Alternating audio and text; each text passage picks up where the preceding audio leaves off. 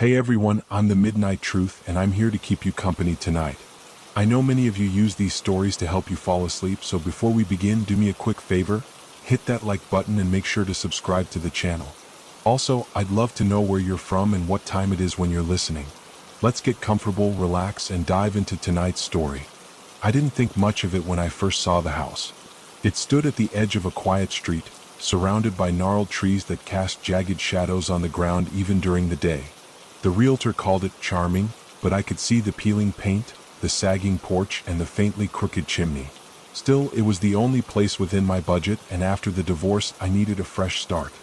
I signed the lease and moved in on a cold, overcast afternoon. My breath hung in the air as I lugged boxes up the creaky steps. The house smelled faintly of mildew and something metallic, like rusted pipes or old coins. The floors groaned beneath my feet as if protesting my arrival. But I told myself it was just an old house settling into its joints. Nothing unusual about that. The first night was uneventful. I unpacked, ate a microwave dinner, and fell asleep on the couch while a mindless sitcom played in the background. It wasn't until the second night that I noticed the noises. It started with a soft creaking sound, like footsteps, moving from one side of the house to the other. I sat up, listening, my heart thudding in my chest. But when I got up to check, the house was empty. The sound stopped as soon as I turned on the lights. "Just the wind," I muttered, though the air outside was eerily still. The next morning, I met Mrs. Calloway, my neighbor from 2 doors down. She was the type of old woman who seemed to have lived on the street forever. As I hauled a box of books into the house, she waddled over, her tiny dog yipping at her heels. "Moving into the old Palmer place, are you?" she said, squinting at me with watery eyes. "I guess so," I replied, setting the box down. "It's not much, but it's home." She pursed her lips. "You know, that house has a history. People don't stay long. Last tenants were out in less than 6 months. Said they heard things at night. Footsteps, whispers, things moving on their own." I forced a laugh. "Sounds like an overactive imagination." She shrugged. "Maybe. But Mr. Palmer was a strange one. He built that house himself, you know. Lived there alone until he disappeared. Some say he was into dark things. Rituals. My husband used to say he was cursed." Her words lingered with me as I went back inside. I told myself it was just gossip, the kind of story people tell to make an old house seem more interesting. But as the days passed, I couldn't shake the feeling that something wasn't quite right. On the third night, I woke to the sound of heavy footsteps on the stairs. My bedroom door was slightly ajar, and I could see the faint outline of the staircase. The steps creaked one by one as if someone, or something, was coming up. I froze, my breath caught in my throat. Then, just as suddenly as it started, the sound stopped. I didn't sleep much after that. By the end of the first week, the noises became a nightly occurrence. Sometimes it was footsteps. Other times it was a soft scraping sound, like nails dragging across the walls. I started leaving the lights on, but it didn't help. The sounds continued, relentless and unnerving. One night, as I sat in the living room trying to distract myself with a book, I heard a loud thump upstairs. It was followed by the unmistakable sound of something being dragged across the floor. I grabbed a flashlight and crept up the stairs, my hands trembling. The noise led me to the attic door. It was slightly ajar, revealing a sliver of darkness beyond. I hesitated, every instinct screaming at me to turn back. But curiosity, or maybe stupidity, drove me forward. I pushed the door open and shone the flashlight inside. The attic was empty, save for a few old trunks and cobwebs. But the air felt thick, oppressive, as if the room itself was holding its breath. I stepped inside, the floorboards groaning beneath me. That's when I saw it, a small leather-bound book lying in the corner. I picked it up and flipped through its pages. The writing was cramped and spidery, filled with strange symbols and indecipherable words. On the last page, there was a drawing of the house, surrounded by a circle of flames. Beneath it, a single phrase was scrawled in red ink: "The door must not be opened." A chill ran down my spine and I quickly shut the book. As I turned to leave, I thought I heard a whisper, so faint I almost convinced myself I imagined it. Too late. I bolted from the attic, slamming the door behind me. That night, the noises grew louder, more insistent. And for the first time, I felt something else in the house. A presence. Watching. Waiting. The next morning, I resolved to learn more about the house. I needed answers. Something told me Mrs. Calloway knew more than she was letting on, and I was determined to find out what. But as I stepped outside to confront her, I noticed something strange. Her curtains, always open, were drawn shut. Her yard, usually tidy, was littered with fallen branches and leaves. And her little dog, which barked at everything, was nowhere to be seen. I knocked on her door, but there was no answer. As I turned to leave, I noticed a small hand-scrawled note tucked under her doormat. It read, "Leave before it's too late." I stared at the note in my hand, the words etched in a hurried scrawl. "Leave before it's too late." My chest tightened as I glanced back at Mrs. Calloway's house. The curtains swayed slightly as if someone had peeked through them, but no one came to the door. For a moment, I felt like I was being watched. Back inside my house, I sat at the kitchen table, the note still clutched in my hand. My mind raced with questions. Why had she left this warning? And why now? I felt a pang of guilt. She had tried to warn me before, but I had dismissed her words as old lady superstition. That night, the house seemed more alive than ever. The creaks and groans of the floorboards no longer felt random. They were deliberate, as though they were echoing movements I couldn't see. Around midnight, I heard a faint tapping sound like fingernails rapping on glass. I froze, my heart hammering in my chest. The sound was coming from the living room window. Gripping my phone tightly, I crept down the stairs, each step creaking loudly beneath my weight. The tapping continued, steady and rhythmic. When I reached the bottom, I stopped and stared at the window. There was nothing there. No branches swaying in the wind, no animal scratching at the glass. Just my reflection staring back at me, pale and wide-eyed. Then, just as I turned to go back upstairs, I heard it again. This time it came from the kitchen window. The sound was sharper, more insistent. It was as if something, or someone, was trying to get my attention. I didn't sleep that night. Instead, I sat on the couch with every light in the house turned on, clutching the strange book I had found in the attic. I couldn't stop thinking about the last page, the drawing of the house surrounded by flames and those chilling words, "The door must not be opened." The next morning, I decided to take the book to the local library. It wasn't far, and I figured someone there might know something about it, or at least point me in the right direction. The librarian, a middle-aged woman with glasses perched precariously on her nose, eyed the book with suspicion. This is strange," she muttered, flipping through the pages. "These symbols, they look like something out of old occult practices. Where did you find this?" "In my attic," I replied, lowering my voice. "I just moved into the old house at the end of Maple Street." Her head snapped up, her expression unreadable. "The Palmer house?" "Yeah. Why?" She hesitated, then leaned closer. "That house has a reputation. I don't know the full story, but I've heard rumors, dark ones. People say the original owner, Harold Palmer, was obsessed with the occult. He'd spend hours in that house performing rituals, trying to communicate with something. They say he disappeared without a trace, but not before leaving something behind." "Something?" I asked, my throat dry. She nodded gravely. "No one knows for sure, but everyone who's lived there since has reported strange things. Noises, cold spots. Some even claim to see figures. Most don't stay longer than a few months." I left the library with more questions than answers. The book offered no clear explanation, and the librarian's cryptic words only deepened my unease. I spent the rest of the day researching Harold Palmer, but information was scarce. A few old newspaper articles mentioned his disappearance, but there was nothing concrete about his life or his rituals. That evening, as the sun dipped below the horizon, I sat in the living room, the book open on the coffee table. I traced the strange symbols with my finger, wondering what they meant. The air felt heavy, charged with an energy I couldn't explain. Then the noises started again. This time it wasn't just creaks and groans. There was a low, guttural sound, almost like a growl, coming from the basement. I had avoided the basement since moving in. It was cold, damp, and smelled faintly of decay. But now, standing at the top of the stairs, I couldn't ignore it. I grabbed a flashlight and descended slowly, each step echoing in the confined space. The growling grew louder, more distinct. It wasn't an animal, I was sure of that. It sounded human. At the bottom of the stairs, I swung the flashlight around the room. The basement was cluttered with old furniture, boxes, and tools. But there, in the far corner, something caught my eye. A small door half hidden behind a stack of crates. It was no more than 3 feet tall, with a rusted handle and strange markings etched into the wood. My heart raced as I approached it. The growling had stopped, replaced by an eerie silence. I reached out and touched the handle. It was ice cold, sending a shiver up my spine. Slowly I turned it, expecting the door to be locked. But it wasn't. As the door creaked open, a blast of frigid air hit me, carrying with it the stench of rotting meat.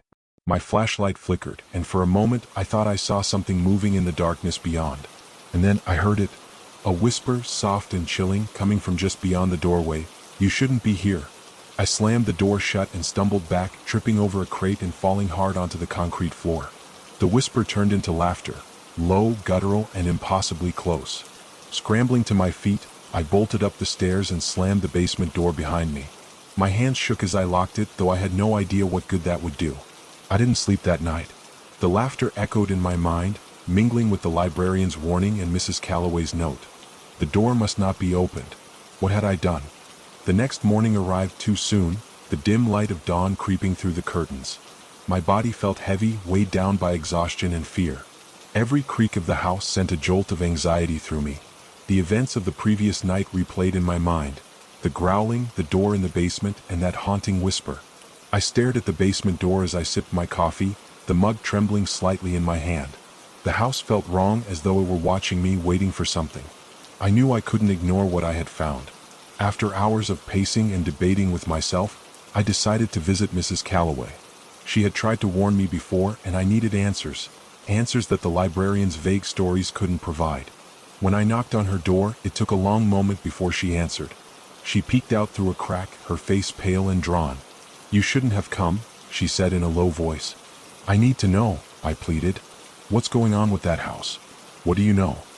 Her eyes darted around nervously before she opened the door just enough for me to step inside. Her home was small but cozy, filled with knickknacks and the faint smell of lavender. She motioned for me to sit. "I didn't think anyone would buy that house," she began, her voice trembling. "Not after what happened to the last tenants." "What happened?" I leaned forward, gripping the edge of my chair. "They left in the middle of the night. I remember hearing screams, terrible, blood-curdling screams. When the police arrived, they found the family outside, huddled together and shaking like leaves. The husband kept mumbling about the door and how it should never have been opened." My stomach twisted. "The door in the basement?" Mrs. Calloway nodded. "That's where it started. Strange noises, objects moving on their own, and then the shadows. They said the shadows weren't natural, that they moved against the light." I felt a chill run down my spine. "Did anyone ever figure out what was causing it?" She hesitated, her gaze dropping to her hands.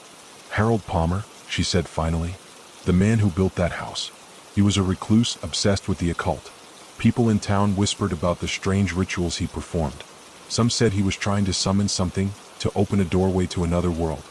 But he disappeared before anyone could confront him." My mouth went dry. "A doorway?" "Whatever he did, it left a mark on that house," she said, her voice barely above a whisper. "It's cursed. Everyone who's lived there has experienced it. Some leave. Others," she trailed off, her expression darkening. "Others what?" I pressed. "They don't leave. At least not alive." Her words hung heavy in the air, and I struggled to breathe. I thanked her and left, her warning ringing in my ears. Back at the house, I stood in the living room, staring at the basement door. The house felt different now, heavier, as though it were pressing down on me. I couldn't shake the feeling that I wasn't alone.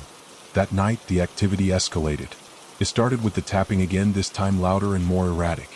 Then came the footsteps, heavy, deliberate, and impossibly close. I locked myself in my bedroom, but even there, I couldn't escape the sounds. The floorboards creaked as though someone, or something, was pacing just outside the door. And then I heard it, the laughter. Deep, guttural, and mocking. It filled the room even though I was alone. I clutched the blankets, my heart pounding so loudly I thought it might burst. The laughter stopped abruptly, leaving a deafening silence in its wake. Then came a voice, soft and chilling, whispering directly into my ear, "You opened the door. Now you belong to us." I screamed and turned on every light in the room, but there was no one there. The air was icy cold, and my breath came out in visible puffs. I didn't sleep a wink. Instead, I sat on the bed, clutching the strange book I had found in the attic. I flipped through its pages, desperate for answers. The symbols and drawings made little sense to me, but one page caught my attention. A diagram of the house, with the basement clearly marked as the gateway. Beneath the diagram were instructions, ritualistic steps involving candles, chanting, and blood. The text was faded, but I could make out enough to understand its purpose: to seal the doorway. I hesitated. Could I go through with it? Could I even trust the book? But what choice did I have? The house wasn't just haunted, it was alive. And it wanted me. I didn't leave the house the next day. I couldn't. I felt tethered to it, as though some unseen force were keeping me there. I tried to convince myself that the events of the previous night were just nightmares brought on by exhaustion. But deep down I knew better. The basement door seemed to mock me as I passed by it, daring me to go down. Its surface was scratched and warped, as though it had witnessed years of violence. I avoided it as much as I could, but every creak of the floorboards above it seemed to draw my attention back. I spent the morning researching Harold Palmer. If he had indeed cursed this house, I needed to know everything about him. The internet yielded little information beyond rumors, stories of his eccentric behavior and his fascination with the occult. But one article stood out. It was from an old newspaper, detailing his disappearance. According to the article, Palmer was last seen entering the house late one night, carrying a large wooden box. Neighbors reported strange lights coming from the windows and unearthly sounds emanating from within. When the sheriff finally investigated days later, the house was empty. Palmer was never found. The article mentioned his possessions being sold off in an estate sale, but there was one item that was never accounted for: a black leather-bound journal. I looked over at the book I'd found in the attic. Could this be the missing journal? The thought made my stomach churn. By midday, the house felt suffocating. The air was heavy, and the faint smell of burning wax lingered in every room. I decided to take a walk to clear my head. The fresh air helped, but not much. Every step away from the house felt like a struggle, as though I were wading through an invisible current pulling me back. I ended up at the library again, desperate for anything else I could find about the house. The librarian, an older man with glasses perched precariously on his nose, seemed reluctant to speak to me at first. But when I mentioned Harold Palmer, his demeanor shifted. "You're staying in that house?" he asked, his voice a mix of disbelief and pity. I nodded. "Do you know anything about him? About what he did there?" The librarian sighed, glancing around as though afraid someone might overhear. "Palmer wasn't just a man dabbling in the occult," he said. "He was obsessed. People said he believed the house sat on a convergence of ley lines, powerful, natural energy currents. He thought he could harness that energy to open a door to something else." "Something else?" I repeated, my voice trembling. The librarian hesitated. "The stories differ. Some say he wanted to summon a spirit, others a demon. But whatever it was, he believed it would grant him power. The night he disappeared, some say he succeeded." A chill ran down my spine. "And the house? Is it cursed?" He nodded slowly. "People say the door he opened never closed. That it's still there, waiting for someone to finish what he started." My mouth went dry. I thanked him and left, my mind racing. Back at the house, I couldn't bring myself to go inside right away. I stood on the porch, staring at the front door, half expecting it to swing open on its own. The house loomed over me, its dark windows like watchful eyes. When I finally stepped inside, the air was colder than it should have been. The silence was oppressive, broken only by the occasional creak of the floorboards. I spent hours poring over the journal, trying to decipher its cryptic symbols and faded text. The more I read, the more I understood why Palmer had been so feared. The rituals he described were dark, filled with blood sacrifices and invocations in a language I couldn't comprehend. One passage stood out, written in shaky, uneven handwriting. "The door cannot be closed. It demands payment. Flesh, blood, souls." The words burned into my mind. I couldn't stop reading. That night, the house came alive again. It started with the whispers, soft and indistinct, like a breeze carrying words I couldn't quite make out. Then came the tapping, louder this time and persistent. I clutched the journal tightly, my heart racing. "What do you want from me?" I shouted into the empty room. The whispers stopped, and then the footsteps began. Heavy, deliberate, and impossibly close, they echoed through the house. I turned on every light, but the shadows seemed to stretch and twist unnaturally, defying the glow of the bulbs. A door slammed upstairs. I froze, my breath catching in my throat. Slowly, I crept up the staircase, each step creaking beneath my weight. The air grew colder the higher I climbed, and by the time I reached the top, my breath was visible in the dim light.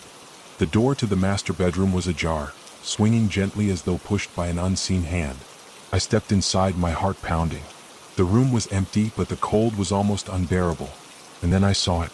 In the mirror above the dresser, a figure stood behind me. Tall and shadowy, its features obscured but its presence undeniable. My blood turned to ice as it reached out, its hand almost touching my shoulder. I spun around, but there was nothing there. The laughter returned, echoing through the room. It was louder now, more menacing. I stumbled backward, clutching the journal like a lifeline. "The door cannot be closed," the voice whispered, surrounding me. I fled the room, tripping over my own feet in my desperation to escape. As I tumbled down the stairs, the house seemed to groan, its walls vibrating with an otherworldly energy. I landed at the foot of the staircase, the journal spilling from my hands. The basement door creaked open, revealing nothing but darkness. And in the darkness, two glowing red eyes stared back at me. I couldn't move. Those eyes, bright, glowing, and inhuman, held me frozen in place, pinning me down like an insect under a glass. I could feel their weight pressing against my chest, squeezing the air from my lungs. The darkness beyond the basement door seemed to pulse and writhe, alive with something that defied logic. My mind screamed at me to run, but my legs refused to obey.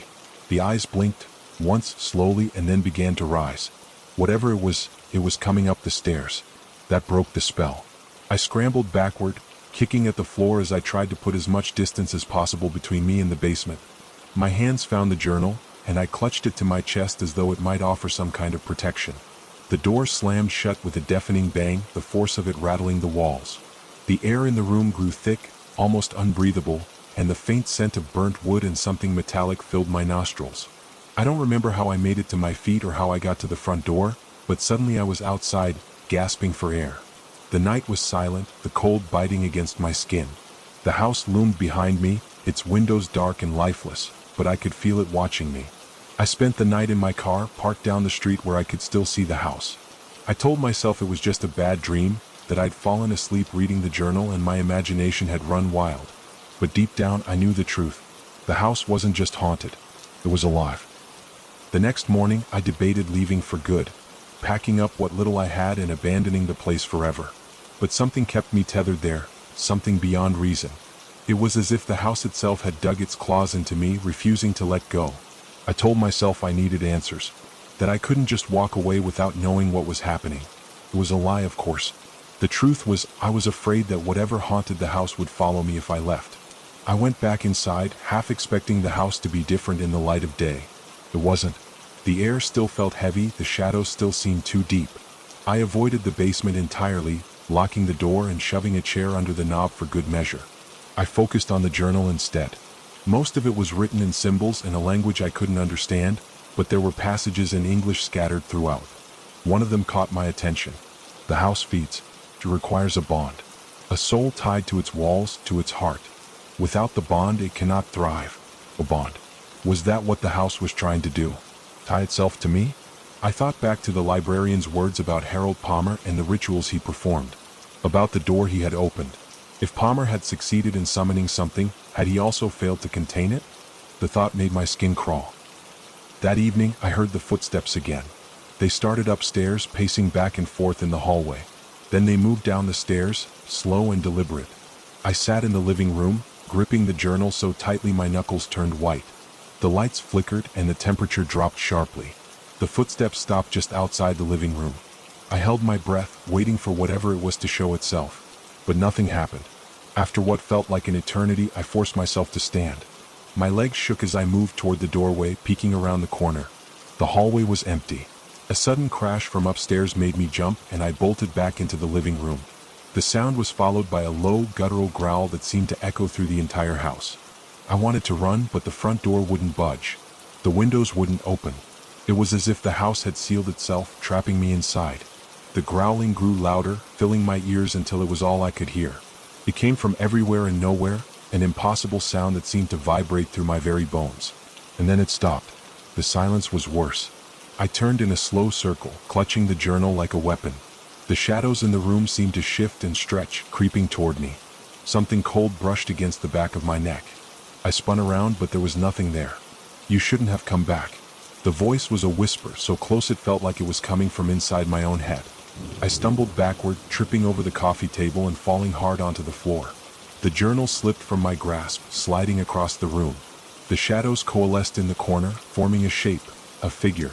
It was tall and impossibly thin, its limbs too long, its head tilted at an unnatural angle. Its eyes glowed red, just like the ones I'd seen in the basement. It took a step toward me, its movements jerky and inhuman. I scrambled to my feet, backing away until my back hit the wall. The figure stopped, its head twitching as it regarded me. "The door cannot be closed," it said, its voice a distorted echo. "It must be fed." I didn't wait to find out what it meant. I grabbed the journal and bolted for the stairs, running up to the attic as fast as my legs would carry me. The figure didn't follow, but I could feel its presence below, waiting. The attic was cold and dark, the single bulb flickering weakly. I locked the door behind me and pushed an old dresser in front of it, praying it would hold. As I sat there, trying to catch my breath, I realized something. The journal wasn't just a record of Palmer's experiments. It was a guide. And if I wanted to survive, I would have to use it. The attic was suffocatingly quiet, the kind of silence that wasn't peaceful but oppressive. Dust motes swirled in the weak light from the bulb above, and the smell of mildew was stronger here than in the rest of the house. I sat on the floor, clutching the journal, my mind racing. The figure downstairs, the thing that had spoken to me, wasn't just some wandering spirit. It was bound to this house, tethered by whatever rituals Harold Palmer had performed decades ago. And now it wanted me. I opened the journal again, my hands shaking as I flipped through the brittle pages. The symbols and strange languages were incomprehensible, but some of the English passages were clearer, even if they filled me with dread. The bond cannot be broken, only transferred. To break the cycle is to invite wrath. Transferred. I didn't know exactly what that meant, but it sounded like Harold Palmer had found a way to tether someone else, or something else, to the house in his place. And now the house wanted me to take on that role. A sudden scraping sound from below snapped me out of my thoughts. It was the dresser I had pushed against the attic door. Something was trying to move it. I backed away, clutching the journal like a lifeline. The bulb flickered violently, casting jagged shadows across the attic. The scraping stopped, replaced by a slow, deliberate knock. Knock. Knock. Knock asterisk asterisk. I froze, my breath caught in my throat. The knocks came again, louder this time, shaking the door on its hinges. "Leave me alone," I screamed, my voice cracking. The knocking stopped, replaced by a deep, guttural laugh that sent chills racing down my spine. "The door cannot be closed," the voice said again, distorted and echoing. I pressed myself against the far wall, desperate for a way out. My eyes darted to the small, circular window at the end of the attic. It was too high to reach and too small to climb through, but it was the only connection to the outside world. The laughter faded, replaced by a new sound, whispering. Dozens of voices, overlapping and indistinct, filling the attic with their haunting murmur. I sank to the floor, covering my ears, but the whispers only grew louder, drilling into my skull. And then I saw it. Scrawled on the attic wall in what looked like old, dried blood were the same symbols from the journal. They seemed to pulse and writhe as though alive, and I realized they formed a circle, a seal. At the center of the circle was a single word, written in English: break. I didn't know what would happen if I did, but I was out of options. The journal described the house as a living entity, sustained by the rituals performed within its walls. It spoke of an heart, a central point where the house's power was concentrated. The seal on the attic wall, was this the heart? The knocking resumed, more violent now, and the dresser scraped further across the floor. Whatever was outside the door wasn't going to wait much longer. I crawled to the seal, my fingers trembling as I reached out to touch it. The symbols burned cold against my skin, sending a shock up my arm. The voices rose to a crescendo, screaming now as if begging me to stop. With a deep breath, I pressed harder, dragging my hand across the word at the center. The dried blood flaked away under my touch, breaking the seal. The effect was immediate.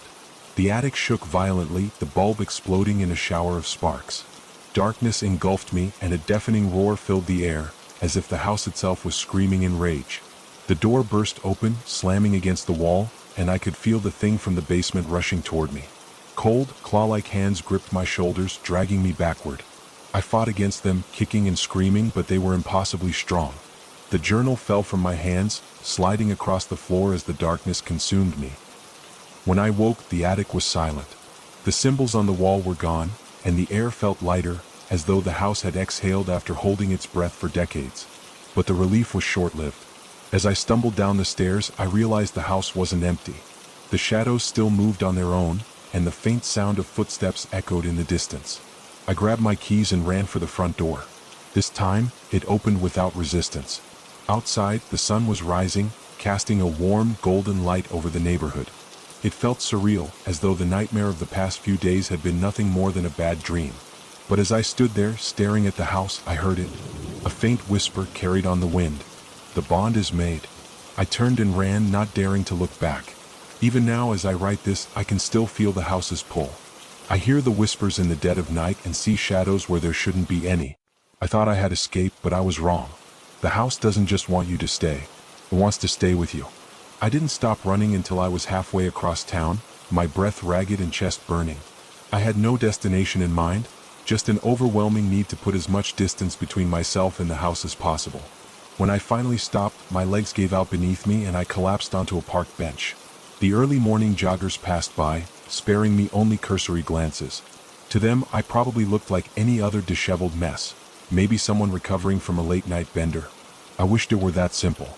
The house felt like a weight on my soul, an invisible tether pulling at me, even as I tried to convince myself I was free. But the whispers were still there, faint and teasing, just on the edge of my hearing. I sat there for what felt like hours, watching the city come alive. People walked their dogs, kids on bikes zoomed by, and the smell of freshly brewed coffee wafted from a nearby cafe. It was the kind of morning that should have felt normal, comforting even.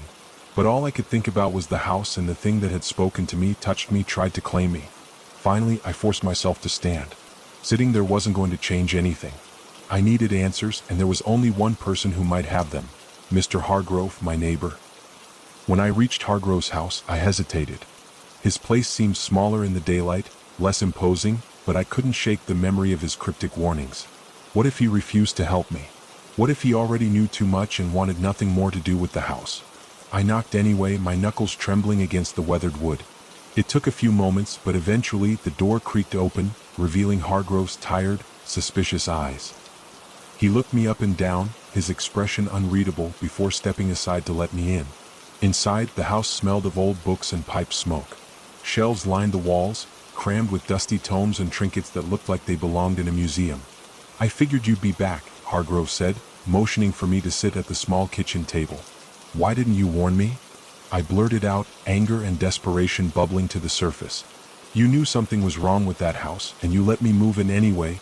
Hargrove sighed, sinking into the chair across from me. "I tried," he said quietly. "But people like you don't listen. You think the stories are just that, stories, until it's too late." "Well, now it's too late," I snapped. "That thing, whatever it is, it's following me. Even out here, I can still feel it." Hargrove's gaze hardened. "What did you do?" I hesitated, then told him everything. The noises, the journal, the seal in the attic. His expression darkened with each word. "You broke the seal?" he asked, his voice barely above a whisper. "I didn't have a choice," I said. "It was coming for me, and I thought—" "You thought you could outsmart it," Hargrove interrupted, shaking his head. "You don't understand. That seal wasn't just holding the house's power. It was containing it." His words hit me like a punch to the gut. "Containing it? You mean?" "It's loose now," Hargrove said grimly, "and it's bound to you." The weight of his words settled over me like a suffocating blanket. The thing in the house wasn't just haunting me, it was a part of me now. "There has to be a way to stop it," I said, my voice shaking. "A way to break the bond?" Hargrove leaned back in his chair, his eyes distant. "There might be," he said slowly, "but it's dangerous. And it's not something you can do alone." "I don't care how dangerous it is," I said, desperation giving me courage. "Just tell me what to do." Hargrove hesitated, then stood and walked to one of the shelves, pulling down a heavy leather-bound book. He flipped through the pages, stopping at a diagram that looked eerily similar to the symbols in the attic. "This," he said, pointing to the page.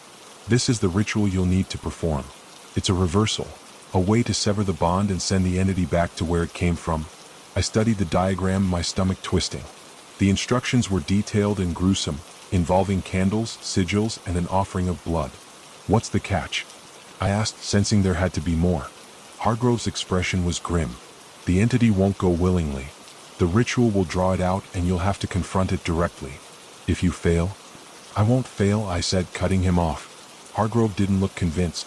"You'll need help," he said. "Someone to watch your back, to keep the entity from escaping while you perform the ritual. Will you help me?" I asked, my voice barely above a whisper. Hargrove hesitated, then nodded. "I'll help. But you need to understand, once we start, there's no turning back." That night, we returned to the house. Hargrove brought the supplies: candles, chalk, and a small ornate dagger that looked like it belonged in a horror movie. The house was eerily quiet as we stepped inside, the air heavy with the same oppressive energy I had felt in the attic. "Start drawing the circle," Hargrove instructed, handing me a piece of chalk. "Make sure it's perfect. No breaks, no gaps." I worked quickly, my hands shaking as I copied the symbols from the book onto the floor of the living room. Hargrove set up the candles, lighting them one by one, their flickering flames casting long shadows across the walls. When everything was ready, Hargrove handed me the dagger. "You'll need to cut your palm," he said. "The blood will activate the circle." I hesitated, the weight of the moment pressing down on me. But I knew there was no other way. Taking a deep breath, I pressed the blade against my skin, flinching as it bit into my flesh. As my blood dripped onto the circle, the air in the room shifted. The temperature dropped, and the shadows on the walls began to move, coalescing into a single, towering form. The entity had arrived. The shadows writhed and pulsed as they coalesced into a towering form at the center of the circle. The air grew colder, every breath turning into a puff of white mist. The entity's presence was suffocating, an overwhelming force that pressed against my chest and sent shivers racing down my spine. Its form was barely distinguishable, a shifting mass of darkness with fleeting glimpses of something humanoid, arms that stretched too long, fingers that ended in claws, and eyes that glowed faintly like embers buried in ash. "You dare summon me?" Its voice hissed, reverberating through the room like a low growl and a scream layered together. My knees buckled, but I forced myself to stay standing. Hargrove, standing just outside the circle, muttered under his breath, his hands clutching the book tightly. I could tell he was as terrified as I was, but he didn't waver. "Remember," Hargrove said in a low voice, "don't leave the circle and don't break eye contact. It will try to distract you, manipulate you, but you must hold your ground." I nodded, though every fiber of my being screamed at me to run. The entity shifted closer to the edge of the circle, its form bending and twisting unnaturally. "You think this will banish me?" It sneered, its voice dripping with contempt. "You cannot undo what has been done. I am bound to this place, to you. There is no escape." The words struck a chord of fear deep within me, but I clenched my fists, feeling the sting of the cut on my palm. The blood dripping onto the chalk circle seemed to pulse with energy, the symbols glowing faintly in response. "I'm not here to escape," I said, my voice trembling but resolute. "I'm here to end this." The entity laughed, a sound so guttural and cold it felt like nails dragging across my skull. "And this? Foolish mortal. You've only just begun." Hargrove stepped forward, his voice steady despite the sweat beading on his brow. "Recite the incantation," he said, flipping to the marked page in the book. "Word for word. Don't stop, no matter what it does." I swallowed hard, taking the book from him. The symbols and phrases were foreign, their meanings incomprehensible, but I trusted Hargrove. If this was the only way to rid myself of the entity, I had no choice. As I began to chant, the entity recoiled, its form rippling and shrinking. The air grew heavier, the pressure building with every word I spoke. "You dare use the words of the old ways against me?" It spat, its voice laced with venom. The room began to shake. The floorboards creaked and groaned, and the walls seemed to close in, the shadows stretching and warping like living things. "Keep going," Hargrove shouted, his voice barely audible over the rising cacophony. The entity lashed out, its shadowy tendrils striking the edges of the circle. Sparks of light erupted where it touched the symbols, the protective barrier holding firm. For now. I forced myself to keep reading, my voice growing louder to drown out the entity's mocking laughter and the thunderous noise around me. Suddenly the entity changed tactics. Its form shifted again, becoming more defined. The shadows peeled away, revealing a face, not monstrous but familiar. It was my ex-wife. Her features were perfect, down to the slight crook of her smile that always appeared when she was teasing me. She stepped closer to the edge of the circle, her eyes wide with tears. "Please," she said, her voice trembling. "It hurts. You have to stop this." My heart twisted painfully. "No.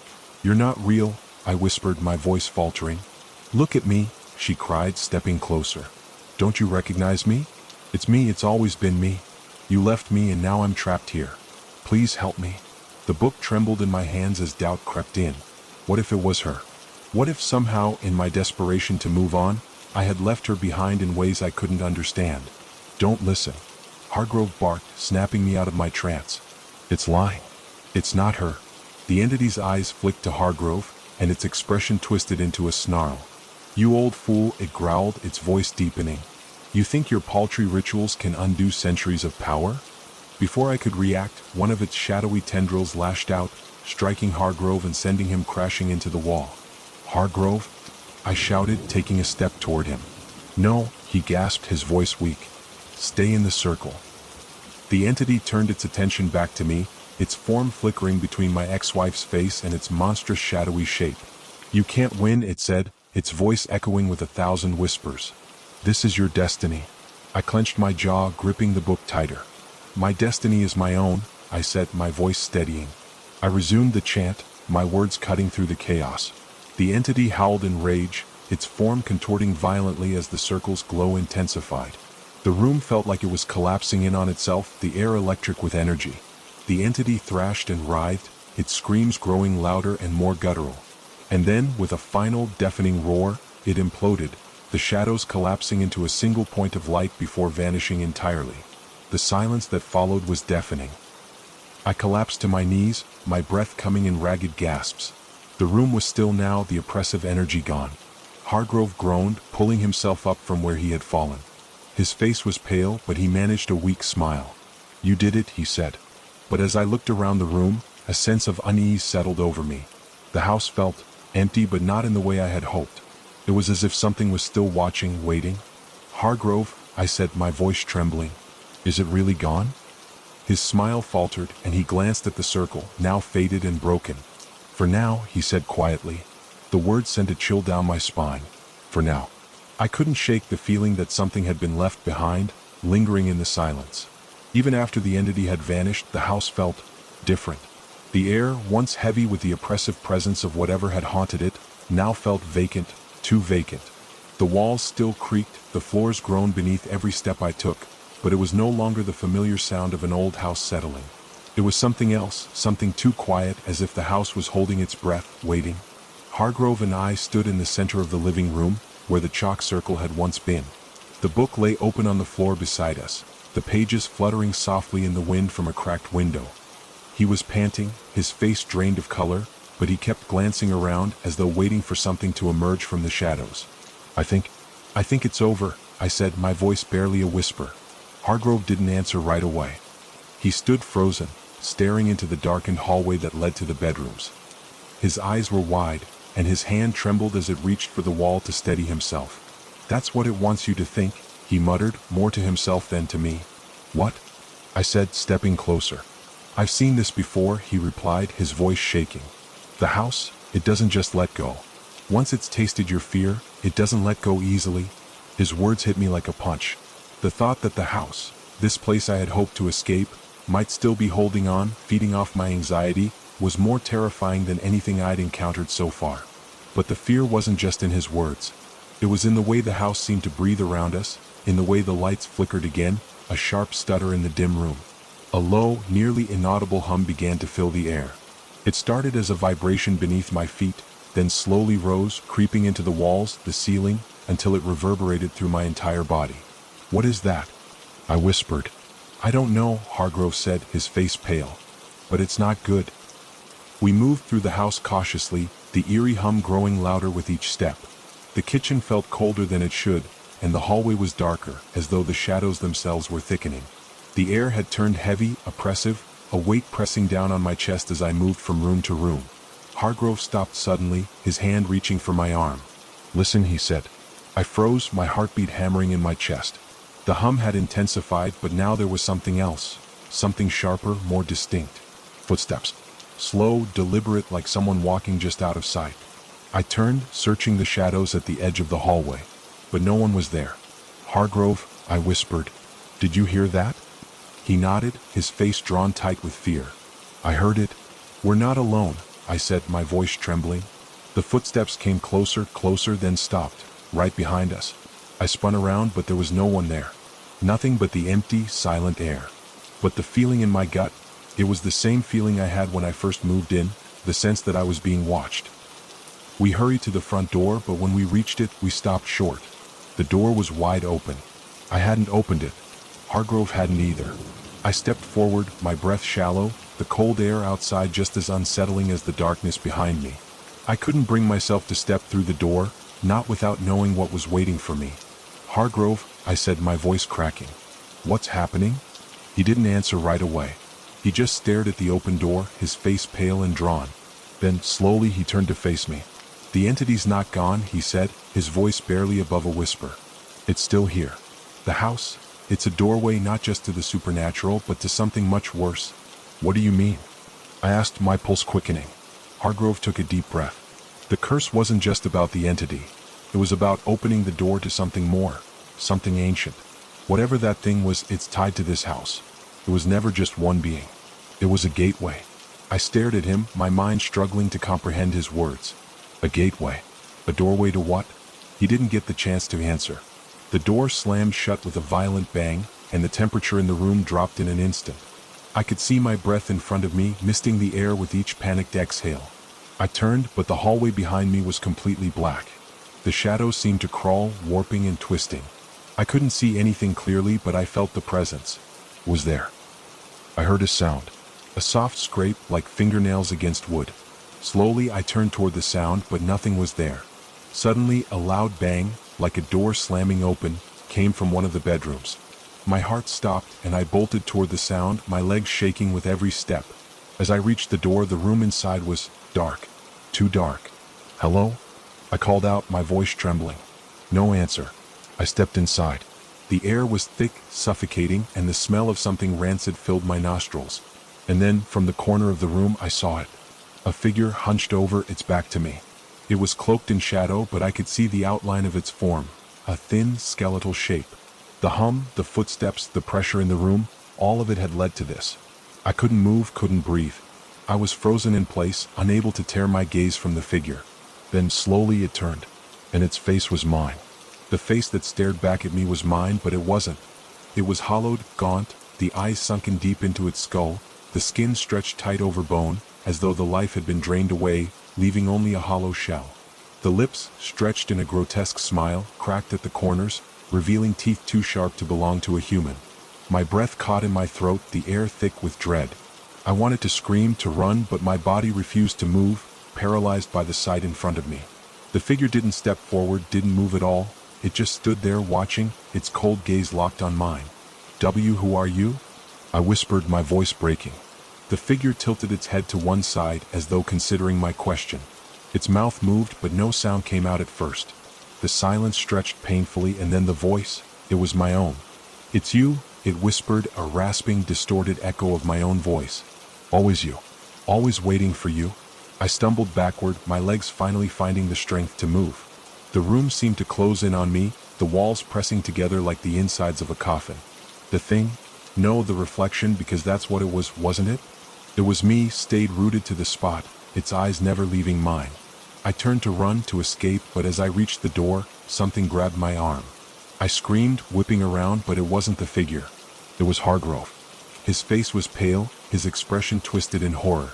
"Don't," he hissed, shaking his head violently. "It's not real. It can't be real. You have to stop running." I jerked my arm out of his grip, panic seizing me. "It's me, it looks like me. It's the house," he said, his voice trembling. "It's manipulating you, making you see things that aren't real. You need to focus. Don't look at it. Don't acknowledge it." But how could I not? The thing, the reflection, it was me, wasn't it? How could it not be? The thought of it twisting my own face into something unrecognizable, something monstrous, made my stomach turn. I looked away from Hargrove, forcing myself to face the empty hallway. I didn't want to look back at the figure, but I felt it, its presence clawing at me, lurking just beyond my peripheral vision. I could still hear its breath, shallow and slow, matching mine in a sickening rhythm. I could still feel it watching. We rushed down the hall, Hargrove pulling me along. The floor beneath my feet groaned, the house settling, but it felt different this time. The creaks weren't just sounds, they were like warning signs, signals from the house itself. Every step I took felt like I was drawing closer to something much worse. We reached the living room, and Hargrove immediately moved to the center, his eyes frantic. "We need to finish this," he said, breathless. "We have to close the door." "What door?" I asked, confused, my mind still reeling from the encounter. "The one you opened. The one we opened." His words were sharp, and there was an edge of desperation to his voice. "That figure in the room, it's not just a reflection. It's a shadow, a fragment of what's been let in. And it's feeding on your fear." "But how? How do we stop it?" I asked, my voice rising with panic. "We have to close the gateway," Hargrove said, "before it opens completely." The floor groaned again, louder this time, as if the house itself were reacting to our conversation. The walls seemed to close in tighter, the temperature dropping again. I could see my breath in the cold air, thick and white, clouding in front of me.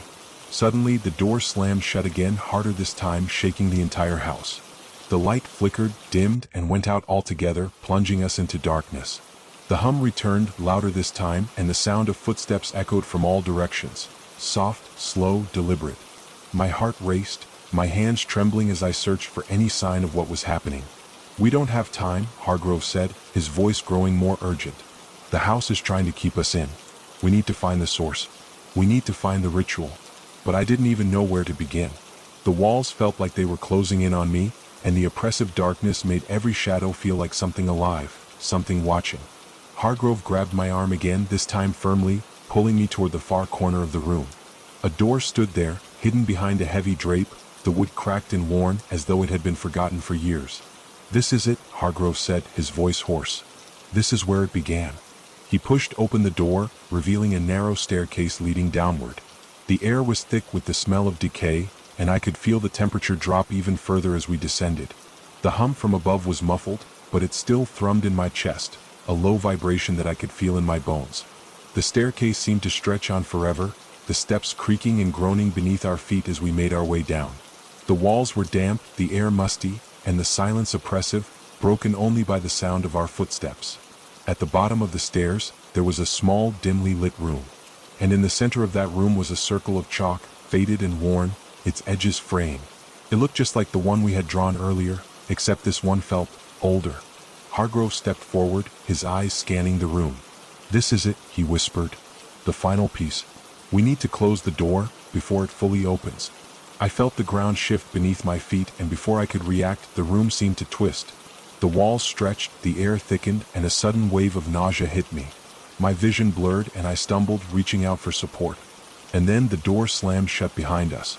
The air grew heavy as the door slammed shut, trapping us inside the small, dimly lit room. Panic rose within me, my breath quickening as the oppressive darkness seemed to close in around us. My skin prickled with an icy chill, and I could hear the hum again, louder this time, vibrating through the walls and floor, resonating in my bones. Hargrove moved quickly, muttering something under his breath. I couldn't understand the words, but the urgency in his voice was enough to send a spike of fear straight through me. He grabbed the edge of the faded chalk circle on the floor, his hand trembling as he traced a line with his finger. "What are you doing?" I asked, my voice tight, my eyes scanning the shadows. "We have to finish it," he said, his face pale, his eyes wide with fear. "We can't let it open any further." The room felt alive. The walls seemed to pulse with an unnatural energy, as though something was waiting, something was stirring in the darkness. The temperature dropped sharply, and I could see my breath clouding in front of me. I stepped back, my heart racing. Every instinct screamed at me to run, but there was nowhere to go. The narrow staircase behind us had already been swallowed by the darkness, and the only exit was the door that was now firmly shut. I turned to Hargrove. "What's happening? What's in the circle?" He didn't answer immediately. His eyes were glued to the floor, his hand still tracing the chalk lines as though he was trying to connect something, trying to finish a puzzle that had been left incomplete for too long. "I don't know," he whispered, his voice tight with fear. "But whatever it is, it's alive." The air around us seemed to grow heavier with each passing second, and I could feel the temperature drop even further, until it felt like we were standing in the middle of a tomb. My teeth were chattering, and my hands shook as I tried to steady myself. I looked around the room again, my gaze darting from corner to corner. The shadows seemed to move, creeping along the walls like living things, twisting and bending in unnatural ways. And then, just as my mind began to play tricks on me, I heard something, a faint whispering sound too soft to make out, but undeniably there. I froze, my blood turning to ice. "Hargrove," I whispered, my voice barely audible. "Do you hear that?" His eyes flicked to mine, his expression one of silent dread. "I hear it," he muttered, his voice strained. It's coming from inside the walls." Before I could react, the whispering grew louder, more distinct, until it became a chorus of voices, speaking in a language I didn't understand. The sound echoed through the room, reverberating in my chest. The walls seemed to tremble with the weight of it, and I could feel the very air pressing down on me, suffocating me. I took a step back, but something caught my foot. something soft and cold like a hand brushing against my ankle. I gasped, jerking my leg away and looked down. A shadowy figure was crawling along the floor, its body twisted and broken in ways that shouldn't have been possible. Its face was a blur, a distortion of features that made my stomach turn. "Get back," Hargrove snapped, his hand reaching for me. "Stay close. Don't look at it." But I couldn't tear my gaze away. The figure was moving toward us, its limbs jerking in unnatural motions, like a puppet controlled by invisible strings. I stumbled backward, my heart pounding in my chest. The figure's mouth opened, and from it came a single terrible word. Come asterisk. The word echoed in my mind, chilling me to the bone. It wasn't a request, it was a command. And I could feel something deep within me, something primal, wanting to obey. "Don't listen to it," Hargrove shouted, his voice cracking. "It's a trap. It's trying to pull you in." I shook my head, trying to fight the compulsion that was rising within me. But it was like a whisper in my mind, a soft, soothing voice that promised peace, that promised an end to the fear if I would only follow. The figure lurched forward, dragging itself across the floor, and the room seemed to shift with its movement. The shadows grew deeper, the air colder. I could see it now. Its eyes were wide and hollow, filled with a darkness that seemed to swallow the light around us. Suddenly, the door behind us rattled violently, and I whipped around, my heart leaping in my chest. I could hear the sound of something scraping at the walls, pulling at the door. The hum, that terrible, constant hum, was growing louder again. Hargrove grabbed my arm, pulling me toward the chalk circle. "We need to finish it. Now." He knelt down and began chanting, his voice low and urgent. The words were strange, unintelligible, but they carried a weight, a power that I could feel pressing down on me, trying to force me to my knees. The figure screeched, its distorted form writhing on the floor, and the walls began to crack. The sound was deafening, like something tearing apart. I turned back to Hargrove, but his face had changed. His eyes were wide with terror, and his lips were trembling as he continued the chant. And then, just as the figure lunged toward us, the floor beneath us gave way. I didn't have time to scream. The floor beneath my feet cracked open with a deafening roar, and I plunged downward into darkness, my body twisting as I fell. For a moment, everything was a blur, a rush of air, the sound of splintering wood, the weight of something pressing against me. My heart was hammering in my chest, and panic surged through me as I tried to grasp onto anything solid. And then silence. I landed hard, the impact jarring my bones and knocking the air from my lungs. I gasped, struggling to breathe, my vision blurry from the fall. My hands scraped against rough stone as I tried to push myself up, my fingers trembling. It was cold. So cold. The chill cut right through my clothes, sinking into my skin, making every breath feel like an effort. When my sight cleared, I found myself in a place I couldn't recognize. A narrow corridor, the walls made of uneven stone, thick with damp. The floor was uneven, covered with debris as though it hadn't been touched in years. The air was thick with dust, and the faint smell of mildew clung to everything. The shadows were deeper here, almost alive, twisting as if they were aware of my presence. I tried to push myself to my feet, but a wave of dizziness hit me and I had to steady myself against the wall. My hands were covered in dirt and blood from the fall. I looked around, trying to get my bearings, but everything felt wrong. The space seemed to stretch on forever, and the oppressive darkness made it impossible to tell where I had fallen to. And then I heard it, the whispering. It was faint at first, barely a murmur, but it grew louder with each passing second. My blood ran cold as the voices began to take shape, speaking in that same language I had heard earlier. The sound was a low hum, a chant that seemed to crawl inside my mind, burrowing into my thoughts. It was no longer distant. It was right there, all around me. I pressed my hands to my ears, trying to block it out, but it only intensified. The voices seemed to come from the walls, from the very earth beneath me. The word rang out, clear and commanding. I froze, my breath caught in my throat. The figure. That terrible, twisted figure, it was here, somewhere lurking in the dark. And it was calling to me again. I stumbled forward, my legs unsteady as I tried to move deeper into the corridor. My mind was spinning, my thoughts jumbled. I couldn't stay here. I couldn't let whatever was down here get me. But as I moved, I noticed something else, shapes in the darkness. At first, I thought my eyes were playing tricks on me, but then I saw them again. Figures, shadowy and indistinct, moving just out of the corner of my vision. They were everywhere. I could feel their presence even if I couldn't see them clearly. I wasn't alone.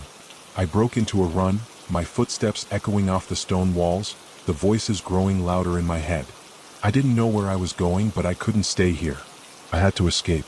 Suddenly, the ground gave way again, this time not under my feet but beneath the walls. The stones cracked and a deep rumbling sound filled the air. I stopped, my heart pounding as I looked around. There was no way out. The walls seemed to be closing in on me, the very stones shifting, rearranging themselves as though they were alive. Panic surged through me as the voices reached a fever pitch, growing in volume and intensity. And then, in the midst of the chaos, I saw it. The door.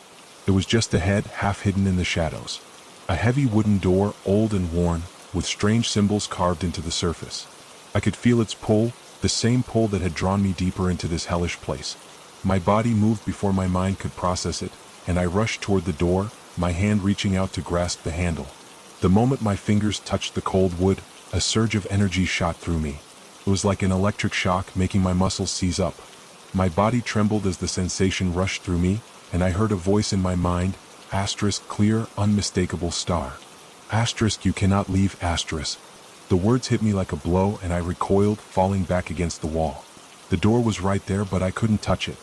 It was as if the very air around me had become a barrier, a wall I couldn't cross.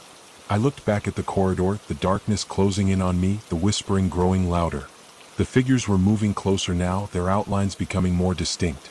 I could see their eyes, hollow, empty eyes that watched me with an unsettling, predatory gaze. Asterisk, leave, or join us, asterisk. The voices, the figures, they were all around me now. The air was thick with the weight of their presence, and I could feel their eyes on me, feel their breath on my skin. I turned to the door again, my hand shaking as I reached for it once more. But this time the handle didn't budge. It was as though the door had become part of the wall, sealed shut by something far more powerful than I could comprehend. I heard the figure screech again, its voice filled with rage and hunger. I could feel it closing in, could feel the darkness surrounding me, pressing in from all sides. And then, in that final moment of terror, I felt it. Something behind me, something cold, something alive. It was there, its breath hot on the back of my neck. The last thing I heard before the darkness consumed me was its voice. Asterisk, whispering in my ear, asterisk. Asterisk, welcome home, asterisk. And then, nothing. Story 2. I had always thought that moving to a new town would be a fresh start. A way to get away from the old life that had slowly crumbled around me. A recently divorced, 30-something woman, I was looking for some peace. That's why I ended up here, this old, creaky house at the edge of town, in a neighborhood that felt just quiet enough to be comforting. The house was cheap, too cheap for its size, and there was something oddly welcoming about it, despite its age. The wooden floors creaked beneath my feet as I walked through the rooms, each one with a history I could only guess at. The air had that musty smell, the kind of scent that clings to old furniture and forgotten corners. But I didn't mind it. In fact, it almost felt like I was stepping into a time capsule, something that was waiting for me. I could make it mine. I had seen the place only once before I moved in, during a quick tour with the landlord. He didn't say much about the house, except that it was perfect for someone looking to be alone and quiet. That was all I needed to hear. The first few nights, things seemed normal. I unpacked boxes, set up the furniture, and settled into a routine. I'd wake up early, make coffee, sit by the window, and watch the world pass by.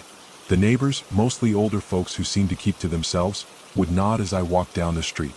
There was one, though, a woman in her 60s who lived next door, who always seemed to linger by her front door whenever I passed. One evening, she finally spoke to me. Her voice was raspy, like she had spent too many years whispering secrets to herself. "You're in the old Strickland house, aren't you?" she asked, her eyes narrowing. I nodded. "That's right. It's beautiful, isn't it?"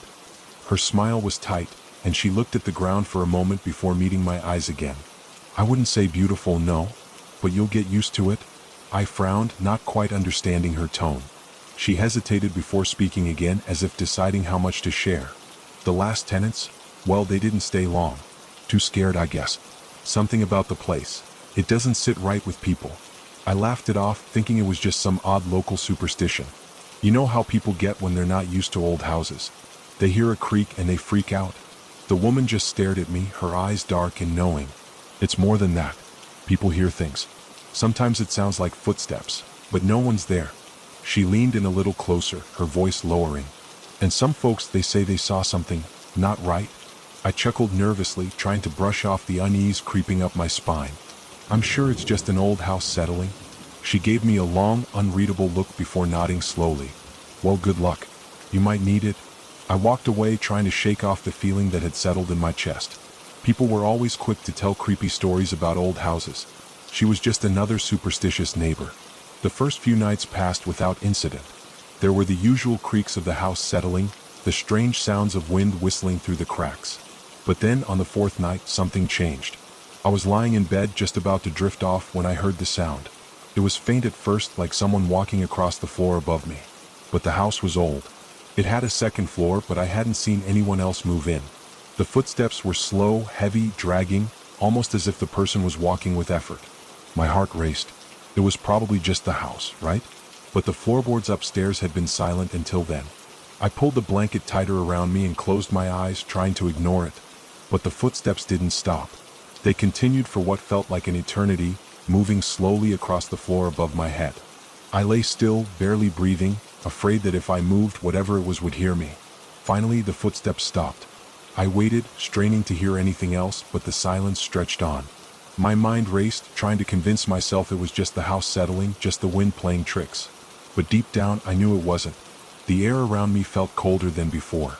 A chill that sank into my skin, making me shiver. I had to get up. I had to check. I threw the blanket off and climbed out of bed, my bare feet touching the cold wood of the floor. I crept to the door, my heart pounding in my chest, and stepped into the hallway. There was no sound, no movement. I turned to look up the stairs where the footsteps had come from, but the upper floor was dark. I made my way up the creaky stairs, each step groaning under my weight, and when I reached the top, I found nothing. The rooms were empty, silent.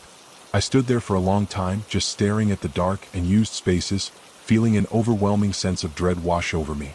I turned around, ready to go back to my room, but as I did, something caught my eye. A door at the end of the hallway was slightly ajar. I hadn't noticed it before.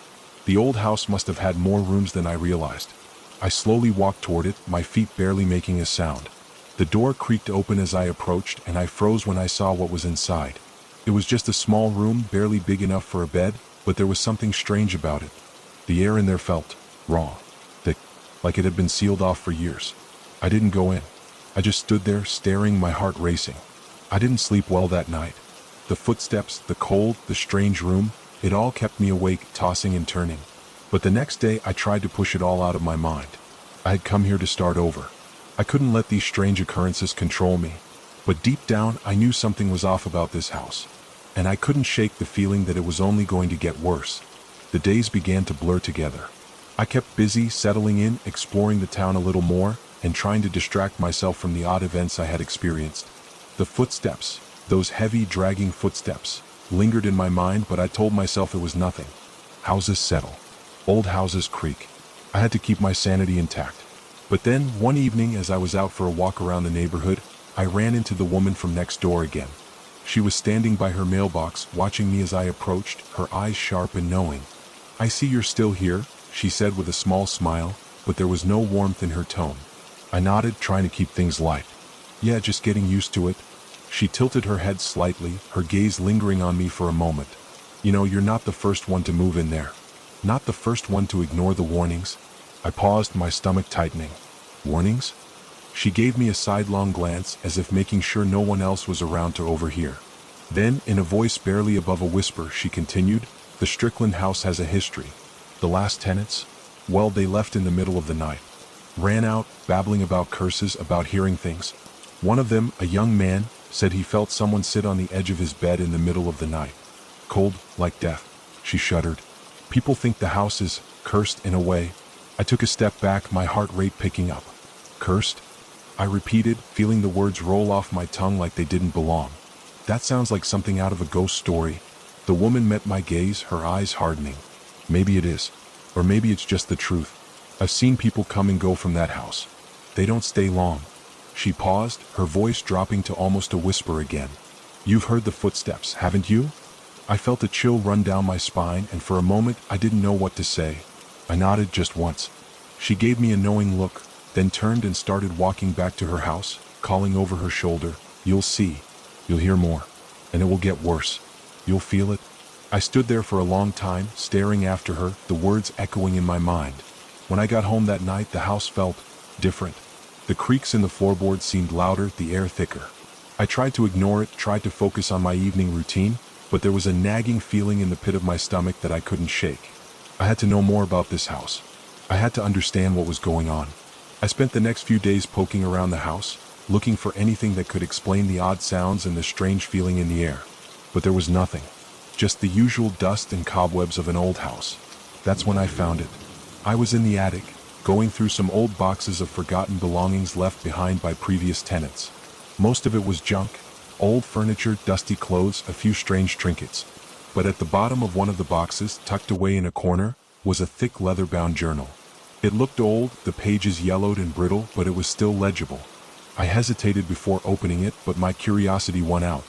The first few pages were filled with random thoughts, what seemed like notes on daily life, but then, as I turned the pages, something caught my eye. The handwriting became more erratic, the words harder to read, as if the writer was becoming more desperate. I can feel it. Something is watching.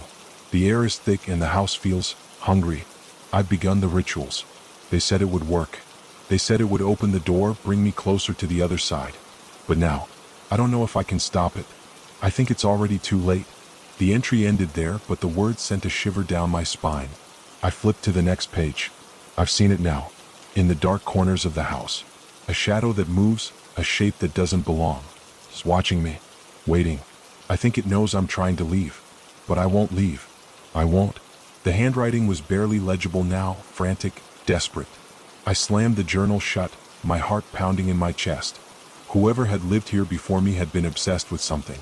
Something dark. And they had tried to open something they couldn't close. I set the journal down carefully and backed away from it. The air in the attic felt colder now, the same cold I had felt in the hallway that first night. But I couldn't stop myself.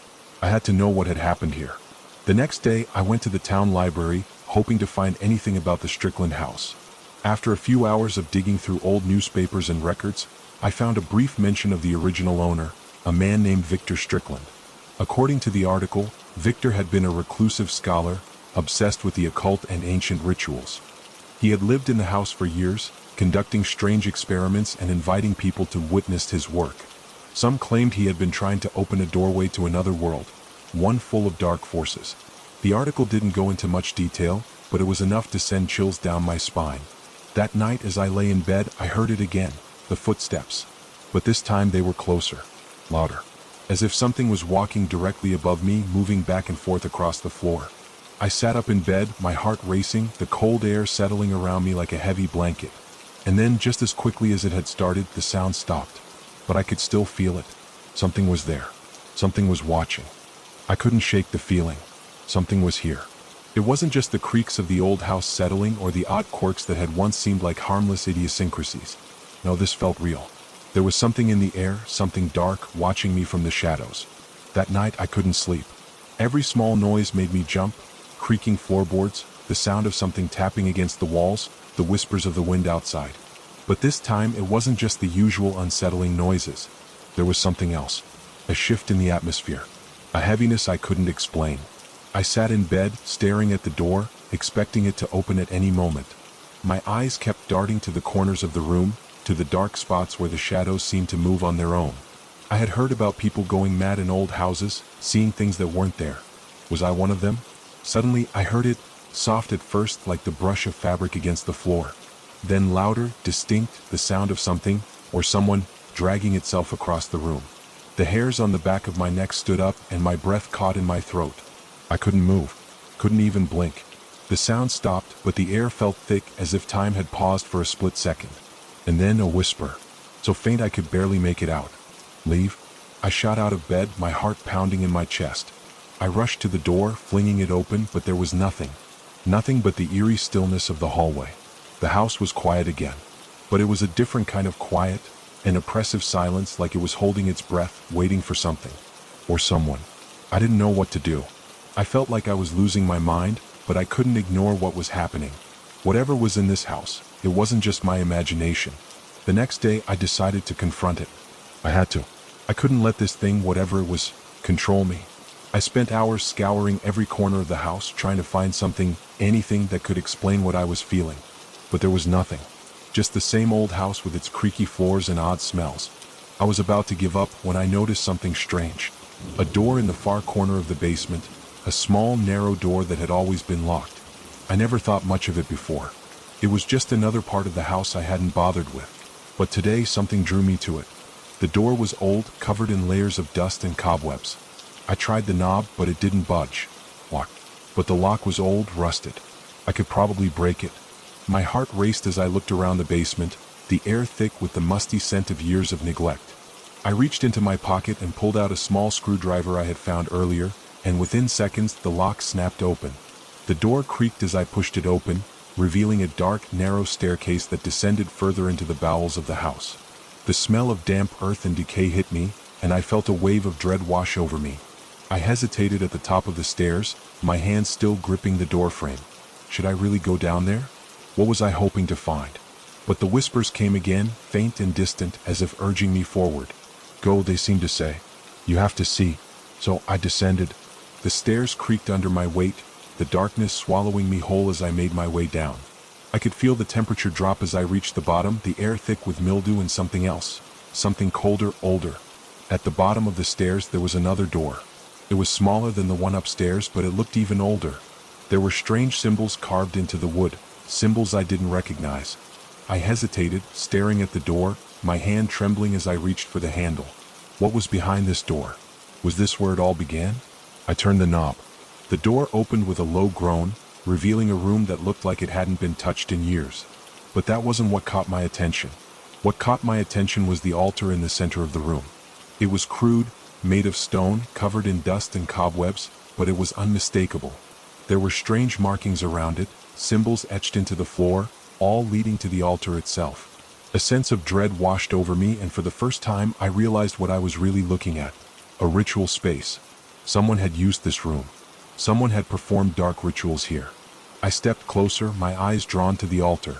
There were remnants of something on it, broken candles, dried up incense, and a small, tattered book. I reached for the book. My fingers brushed against the worn leather cover, and a chill ran down my spine. As I opened it, the first thing I saw was a drawing. A figure, tall and shadowy, standing in front of a doorway that led to darkness. The figure had no face, just empty eyes staring at me from the page. I quickly turned the page, but the words were harder to decipher. The ink had faded, the writing twisted and almost illegible, as though the writer had been in a hurry, scribbling his thoughts before something stopped him. The door is open. Cannot close it. It follows. It is here. It is watching me. My blood ran cold. The words were a warning, but they were also a confession. The person who had lived here before me had opened something. Something that couldn't be closed. I dropped the book and stumbled backward, my heart pounding in my chest.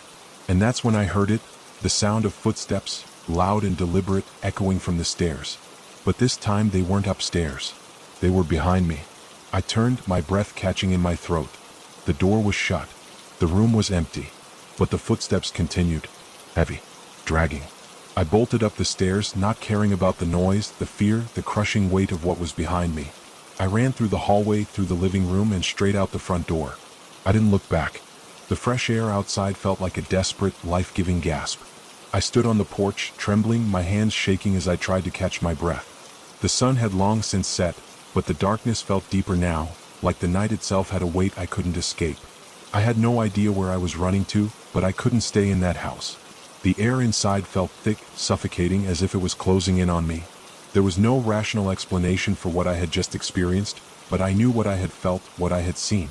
Something was in that house. Something that didn't belong. Something that was waiting. I walked down the creaky steps of the porch, my mind racing. I needed to get away. I needed to think. But my feet seemed to take me in circles, as though they had their own plan. I found myself walking toward the road, my eyes darting nervously to every shadow, every movement in the distance. I was waiting for something. Waiting for the feeling to pass, the one that had gripped me ever since I moved in, like I was being watched. My phone buzzed in my pocket, startling me. I pulled it out, half expecting it to be another strange message from someone I didn't know, or maybe just a glitch in the system. But it was from my neighbor, Mrs. Winthrop. Are you all right? You left in quite a hurry. I stood there for a moment, staring at the text. Mrs. Winthrop had been kind enough to introduce herself when I first moved in, offering tea and advice about the neighborhood. She was an older woman, with a sharp eye and a quiet demeanor, but she always seemed to know what was going on in the neighborhood. I never thought much of it. Until now.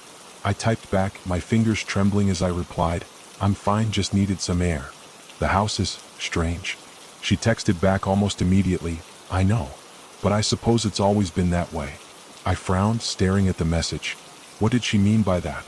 I quickly dialed her number, waiting as it rang. She picked up on the second ring, her voice sounding strained, though I wasn't sure if it was just my own unease clouding everything.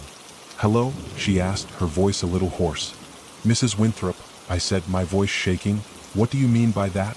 What do you know about the house?" There was a long pause on the other end. Then she spoke in a low, almost secretive tone.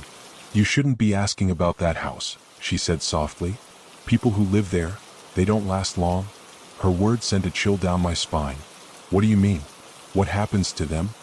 "There have been stories," she continued, her voice distant, like she was recalling something from a long time ago. "People who lived there before you, they didn't stay. Some left, some never came back. There was one man a few years ago. He ran out of that house screaming. He was babbling about curses, about doors and eyes in the dark. But when the police arrived, he was gone. Just like that. Vanished into the night. I couldn't breathe. My chest tightened, the air feeling too thick, too oppressive. "Is it true?" I asked, almost whispering. "Is there a curse?" "I don't know if it's a curse," she replied, her voice softer now. "But there's something in that house. Something that wasn't there before. Something that has been waiting for a long time." My heart raced, my mind spinning. I could feel it now, this weight that pressed down on me, a gnawing fear that I couldn't shake. "What is it? What's in there?" "I don't know," she said, her voice breaking slightly. "But the house, it wasn't always like this. It used to be different. A long time ago there was a man who lived there. He was obsessed with things he shouldn't have been. They say he tried to open a door to somewhere else." I felt the blood drain from my face. "What kind of door?" "Some say it was a door to the other side," she whispered, her voice trembling now. "A doorway to something dark, something that followed him. And when he died in that house, they say whatever he opened stayed there, waiting." The line went silent, and I could hear my heartbeat thundering in my ears. "Why are you telling me this?" I finally managed to ask. "Because you need to leave," she said, her voice full of urgency. "It's only a matter of time before it finds you. It always does." I didn't respond. I didn't know what to say. I stood there in the middle of the street, the phone pressed against my ear, and for the first time since moving in, I felt truly alone. I hung up, my hands trembling. The night seemed darker now, as if the shadows were deeper, the silence louder. I turned back toward the house, feeling a deep sense of dread. But it was too late to leave. I had already let it in. The next few days were a blur. I barely slept, my mind consumed with the things I had heard. Mrs. Winthrop's words echoed in my mind, twisting around my thoughts, suffocating me. I kept telling myself that I was being paranoid, that I was just scared. It was just an old house. Old houses creaked, settled, made noises. That's all. But the noises kept coming. And they weren't normal. I would wake in the middle of the night, hearing footsteps. Heavy, dragging footsteps, just like the night before. They weren't outside. They were inside. They were coming from upstairs, from the attic, from the walls. Everywhere. The cold spots started appearing again. I would walk into a room and suddenly the air would feel like ice, so cold it hurt to breathe. And then, just as quickly, the chill would vanish, leaving nothing but an overwhelming sense of unease. It was getting harder to ignore. One evening, I sat on the floor of the living room, my eyes scanning the corners of the room, waiting for something to happen. The shadows seemed to stretch further than they should, and the air felt thick, oppressive. Suddenly I heard it. A whisper, faint but distinct, coming from the other side of the room. "Leave?" It was low, almost a breath, but it was there. I froze, my eyes wide, my heart pounding in my chest. And then, without warning, the door to the basement slammed open. I leapt to my feet, my heart hammering in my chest. I didn't know what to do.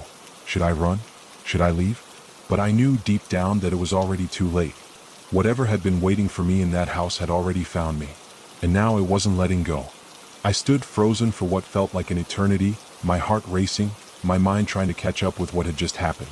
The door to the basement was wide open, the darkness beyond it swallowing up the light from the hallway.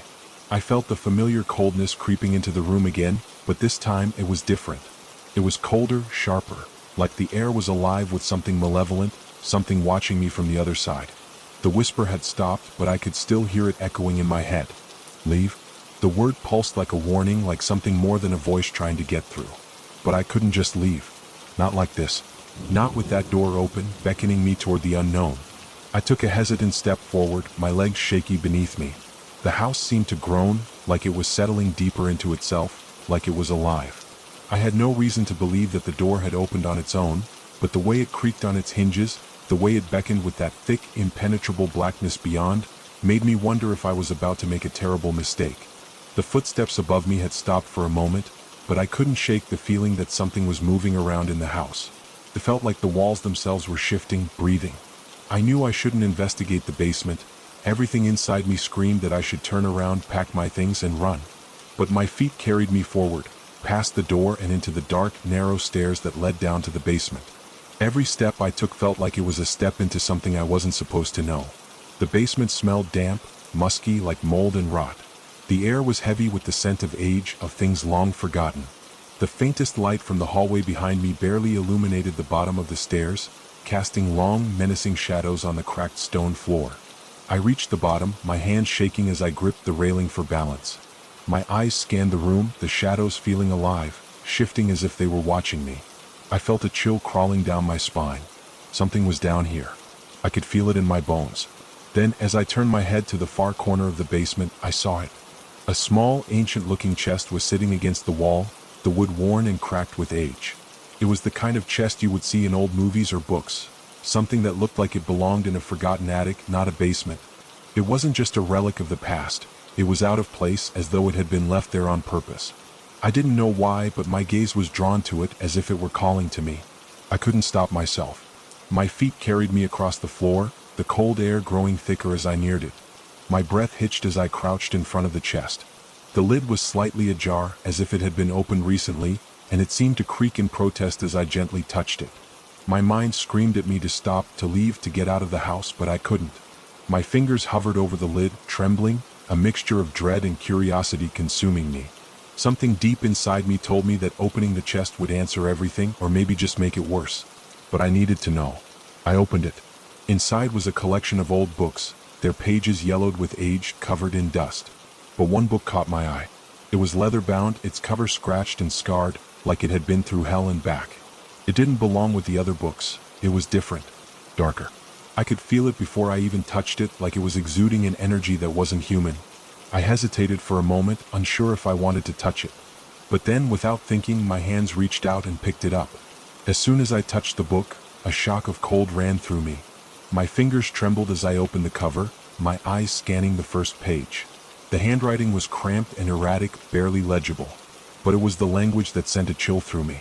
It wasn't a language I recognized, words that seemed to twist and warp on the page, their meaning elusive and strange. Then I saw it. The name. Lazarus Ainsley. The hairs on the back of my neck stood on end. I knew that name. I didn't know how, but I knew it. Lazarus Ainsley had lived in this house decades ago and had been obsessed with the occult. He was the one who had opened the door. The door to something that was never meant to be opened. I flipped through the pages, reading fragments of his journal, his musings. His descent into madness was there, chronicled in every scribbled sentence. He spoke of rituals, of ancient forces, of gateways to another world, worlds that shouldn't have been tampered with. And there, in the middle of the journal, was the most chilling entry of all.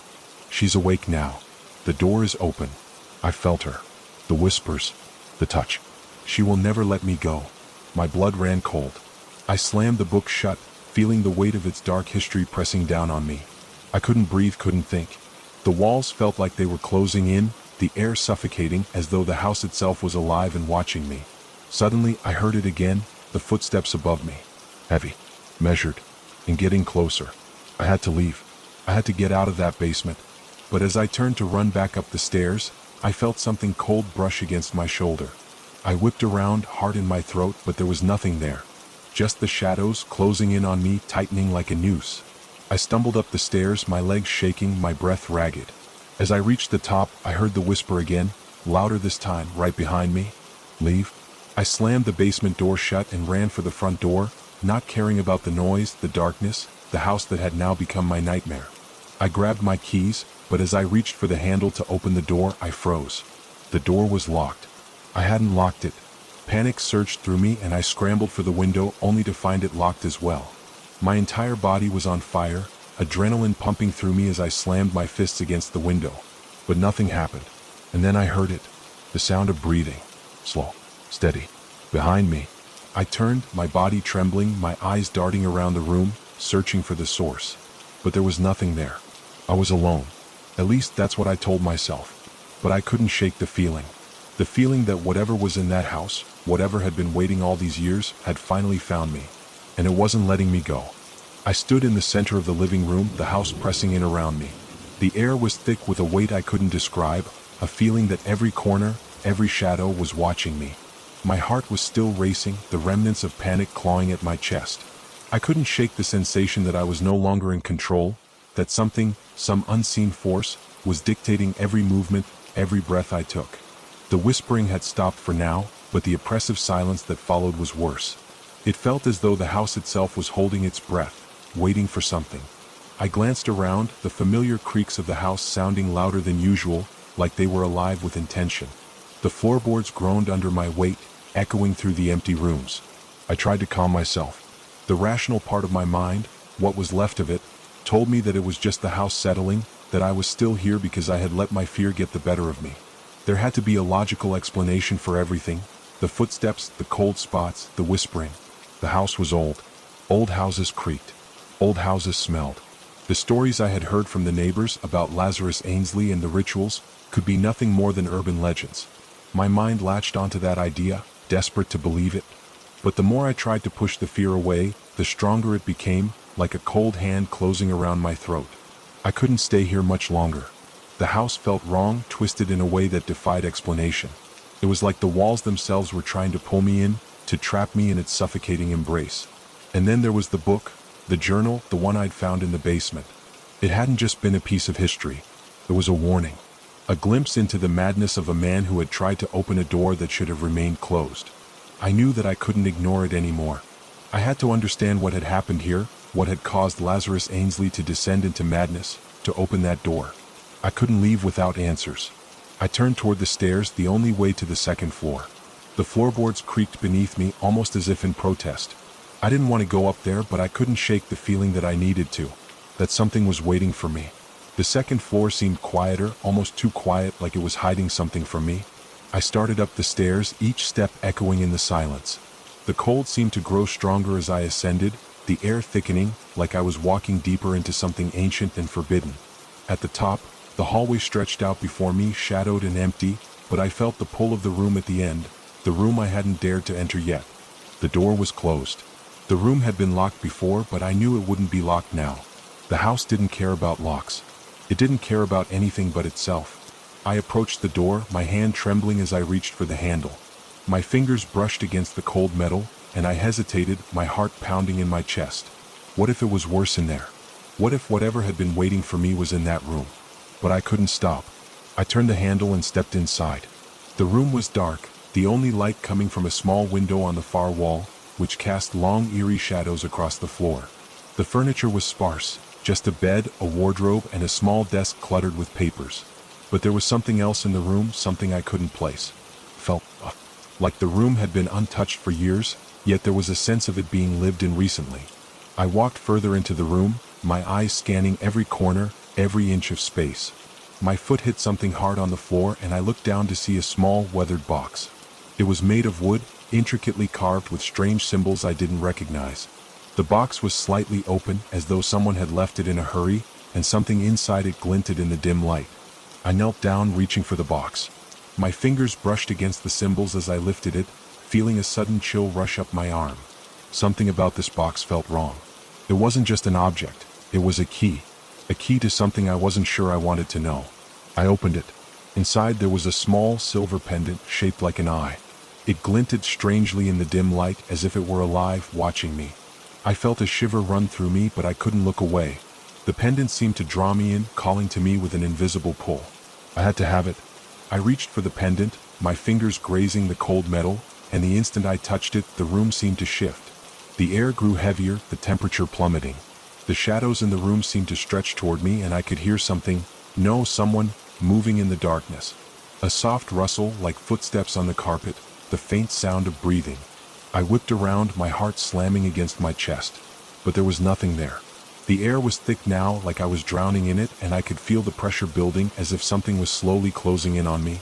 I dropped the pendant, stumbling back in panic, but my feet tangled and I fell to the floor with a loud thud. The house groaned and I felt a chill sweep over me, settling in my bones. I scrambled to my feet, desperate to get out of the room, but the door slammed shut before I could reach it. I was trapped. The shadows in the room flickered, moving in ways they shouldn't. The temperature dropped even further and I could hear the whispering again. This time it was different, familiar. I could almost make out the words, but they didn't make sense. The whispers grew louder, until they were all around me, filling my ears, my mind pushing in from every angle. She's awake. I froze. My blood ran cold. And then I saw it. A figure standing in the corner of the room, cloaked in shadows. It wasn't human. No, not entirely. It was something more, something ancient, something that had been waiting for me. It reached out, its hand long and twisted, its fingers clawing at the air like it was trying to pull me into the darkness with it. I screamed, scrambling for the door, but the shadows closed in.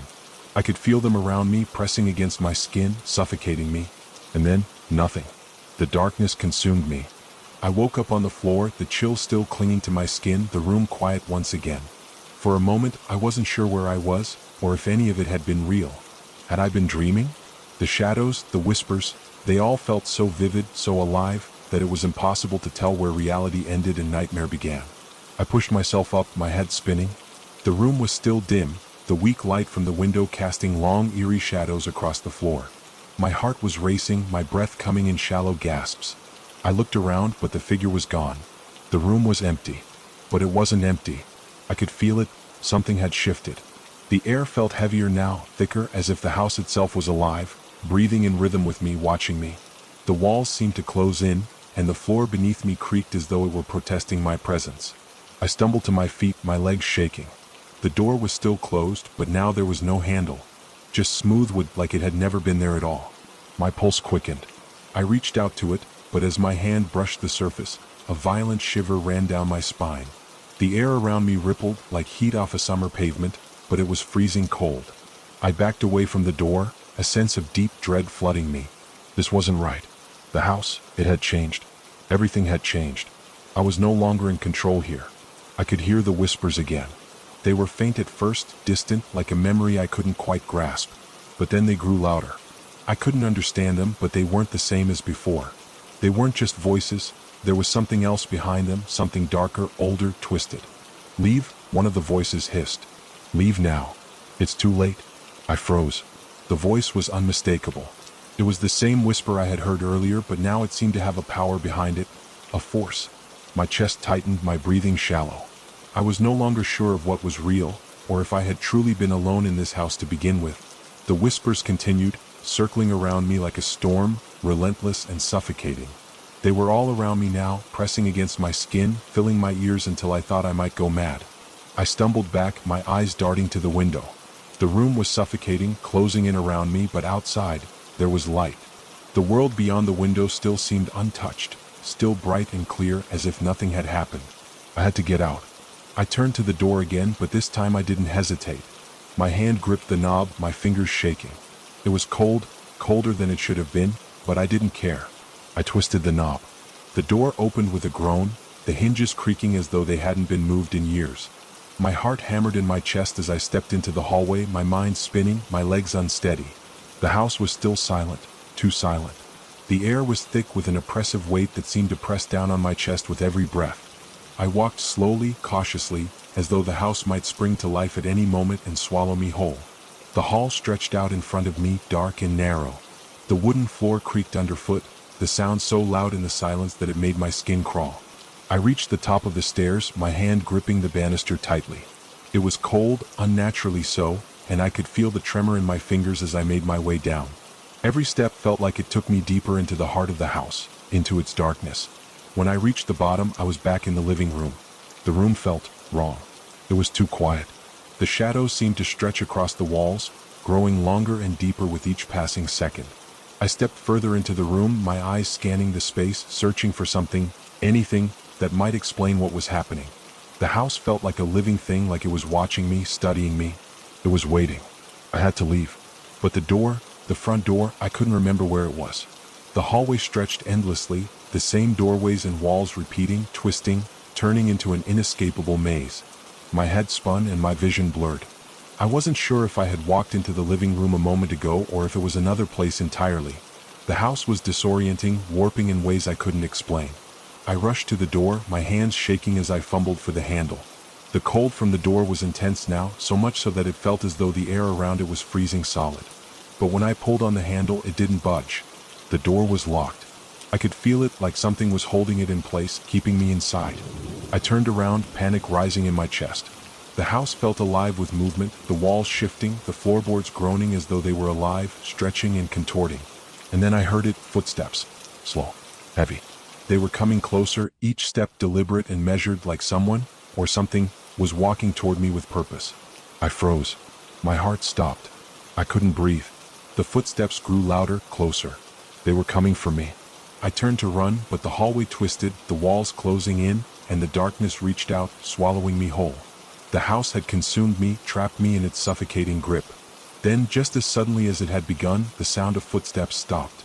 I stood still, unable to move, unable to breathe. The air was thick with tension, and for a brief moment, everything was still. Too still. I turned slowly, my eyes searching the room, desperate to find the source of the footsteps. And then I saw it. In the corner of the room, just barely visible in the shadows, was a figure. It wasn't human. It was a shape, a silhouette, twisted and unnatural. The thing stood tall, impossibly tall, its form shifting like smoke in the dim light. Its eyes, if they could be called eyes, glowed a faint red like embers burning in the dark. I tried to scream, but my voice was gone. My throat closed up, choking on fear. The figure took a step toward me, and the room seemed to pulse with its presence, as if the entire house had become a part of it. It was the thing that had been waiting for me. The thing that Lazarus Ainsley had awakened when he opened the door. And now it was mine to face. I could feel the air growing colder by the second, my breath coming in ragged, shallow gasps. The figure before me was no longer just a shadow. It was solid, a dark presence that seemed to draw the very light from the room. Its movements were unnervingly slow, deliberate. Every step it took toward me made the floor creak, the sound echoing in the silence like the ticking of a clock, each beat drawing me closer to whatever fate this house had prepared for me. My heart raced, thundering in my chest as I backed away, but there was nowhere to go. The walls were too close now, narrowing around me, and the door I had tried to open was still sealed shut behind me. My head spun with panic, my fingers numb with cold as I tried to find some escape, some way to run, but the house seemed to have swallowed me whole.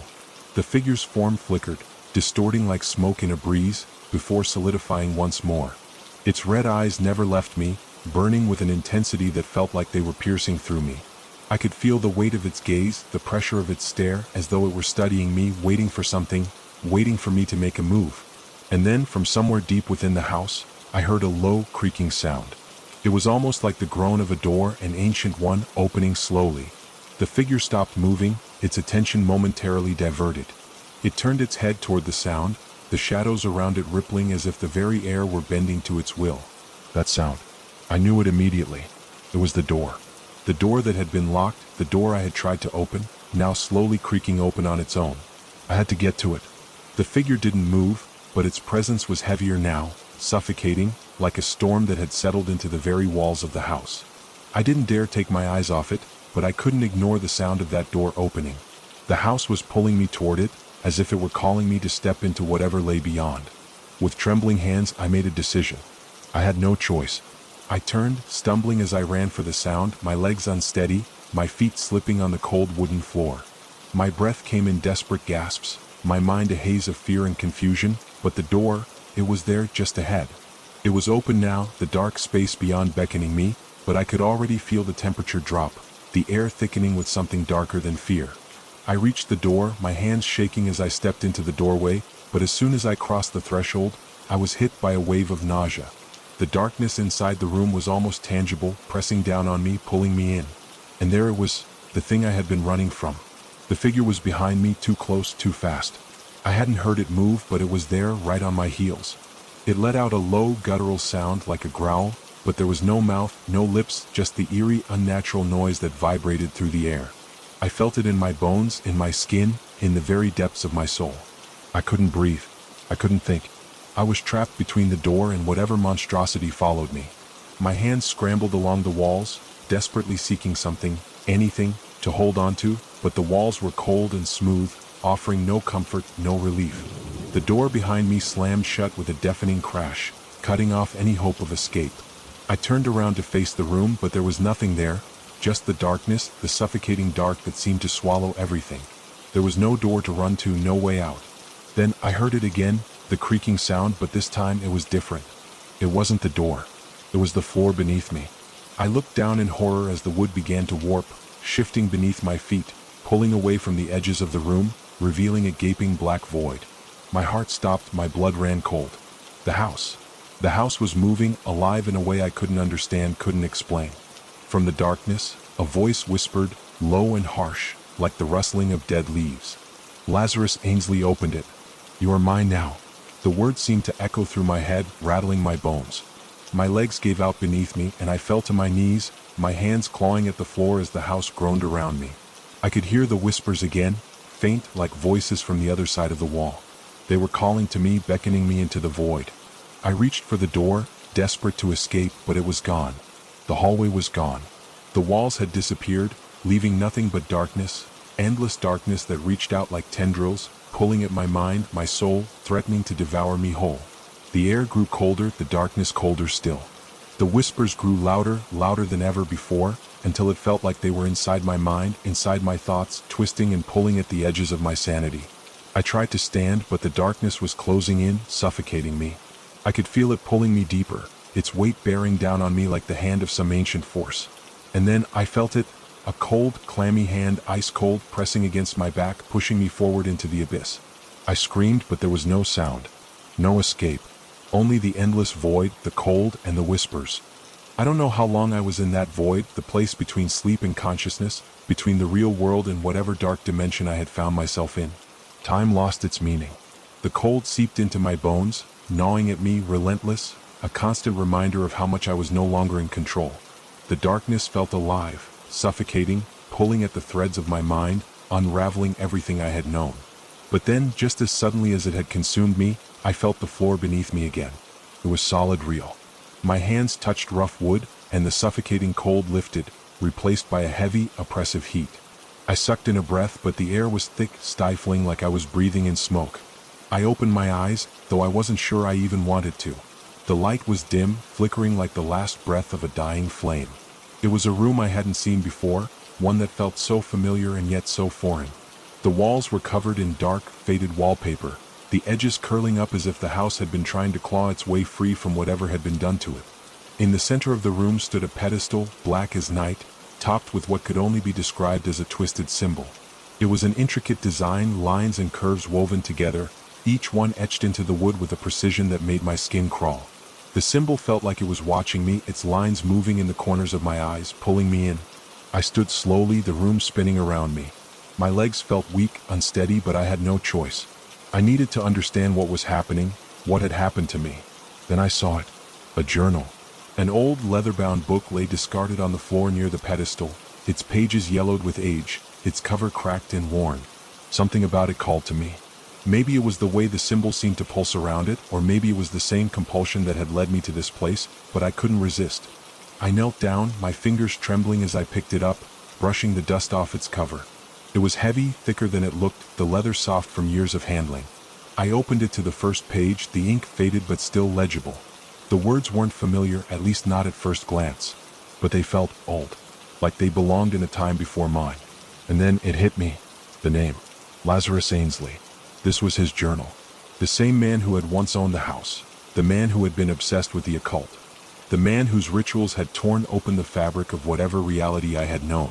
I began to read, the words slowly sinking into my mind, each sentence more disturbing than the last. It spoke of summoning, of opening doors to places where no human should tread. A ritual, performed under the light of a blood-red moon, to unlock something ancient, something beyond comprehension. A door. The very door I had stumbled through just moments ago. The more I read, the more I understood. Lazarus hadn't just opened a door. He had invited something in. Something that had never left. Something that had been waiting, biding its time.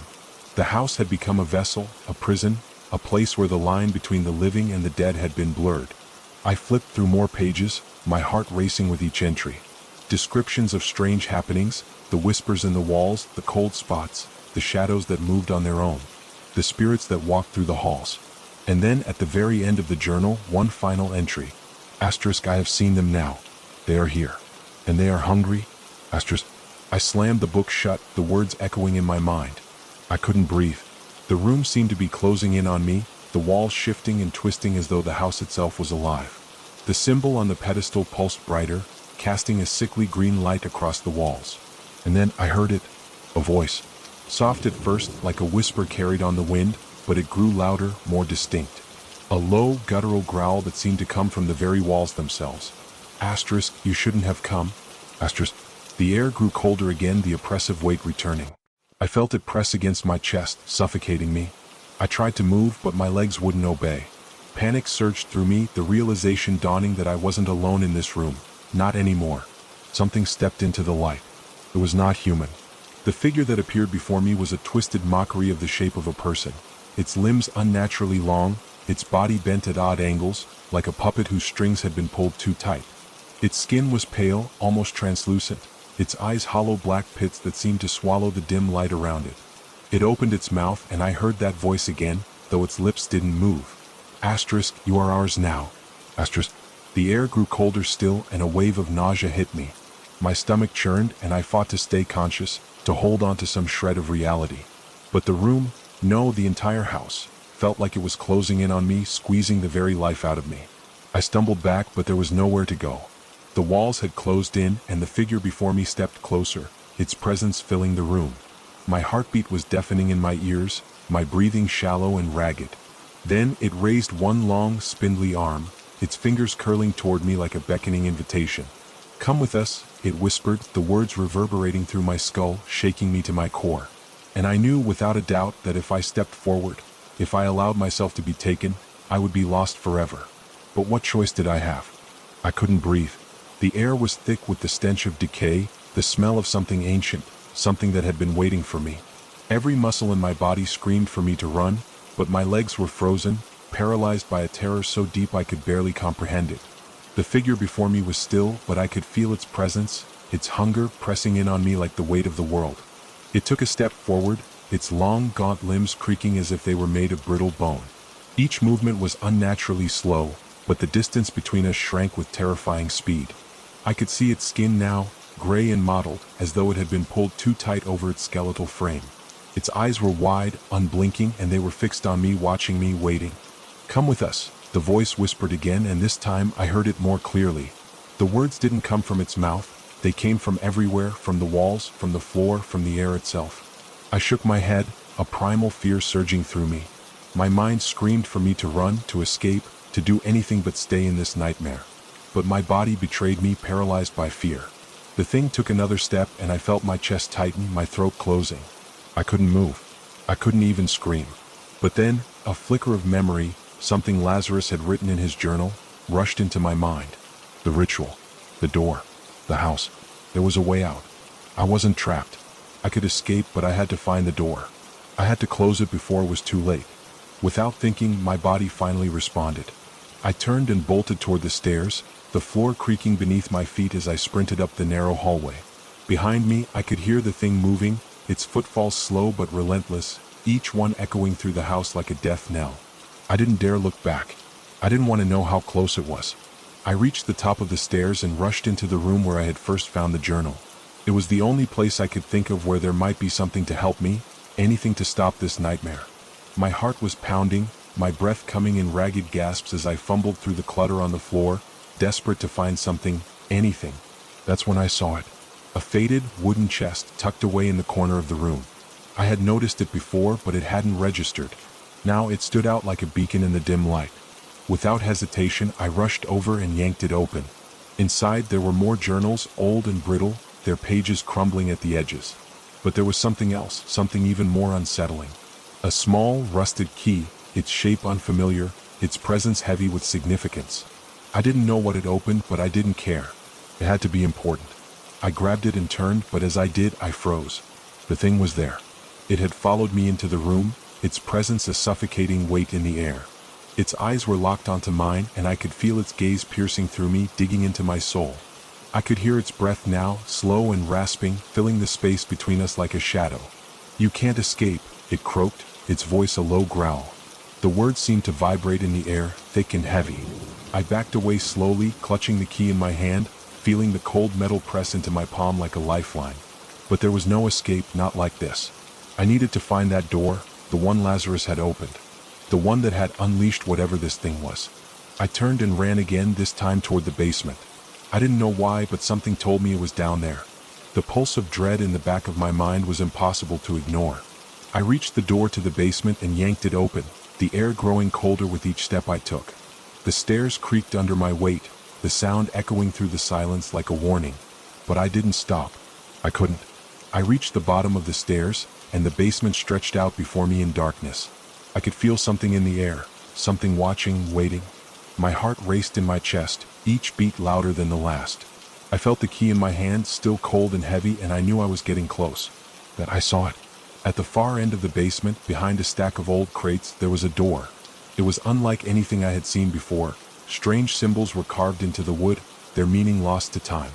It looked ancient, as though it had been there long before the house was built. I rushed toward it, my breath quick and shallow. The door seemed to draw me in, calling to me, whispering my name. The key fit perfectly into the lock, and I turned it with trembling hands. The door creaked open, and a rush of cold air hit me, almost knocking me back. I stepped through. The world around me shifted. It wasn't the basement anymore. It wasn't even the house. The moment I crossed the threshold, I felt the ground beneath me tremble, like the house was shaking, like the very foundation was cracking apart. I stumbled forward, barely able to keep my balance as the world around me twisted. The air was thick, suffocating, filled with whispers that clawed at my mind. Shadows flickered at the edges of my vision, moving in ways that defied logic. And then I heard it, the voice again. Asterisk, you shouldn't have come. Asterisk. I turned, but I was alone. There was no figure, no creature lurking in the shadows. Just the endless darkness stretching before me. But I knew, somehow I knew I hadn't escaped. The door had been a trap, a way to bring me deeper into whatever nightmare Lazarus had unleashed. And now there was no way out. I didn't know how much time had passed. Seconds? Minutes? Hours? Everything had become warped, distorted, as if time itself had surrendered to the force that now surrounded me. The air was thick with dread, the darkness pressing in from all sides, suffocating me. I could feel the weight of it on my chest, like hands pressing down, preventing me from breathing. I took a step forward, and the floor beneath me seemed to shift, bending in ways it shouldn't. The earth groaned, a low, rumbling sound that vibrated through my bones. It was as though the ground itself was alive, responding to my presence in a way I couldn't understand. I wanted to turn back. I wanted to run, to escape, but the door had slammed shut behind me the moment I stepped through, leaving me trapped in this twisted, impossible place. There were no windows, no exit. Only the oppressive darkness and the echoes of something ancient, something far older than the house itself. The whispers came again, soft at first, like the flutter of wings in the distance. Then louder, clearer, as if they were closing in on me, surrounding me. Asterisk, you shouldn't be here. Asterisk. I spun around, my heart racing in my chest, but I was still alone. There was no figure, no creature. Just the shadows and the silence, punctuated by those words that seemed to come from everywhere. I took another step, and that's when I saw it. A figure standing at the far end of the space. It was tall, impossibly tall, its features obscured by the darkness. But I could feel its presence like a weight pressing against my mind, forcing me to focus on it. It was watching me. My pulse quickened, my breath shallow. I knew I should have run, but I couldn't move. Something about this figure, this presence, held me in place, paralyzed by terror. You think you can escape, the voice echoed, this time unmistakably coming from the figure itself. It was a low, guttural sound vibrating in my skull. It didn't sound human. It was something older, darker.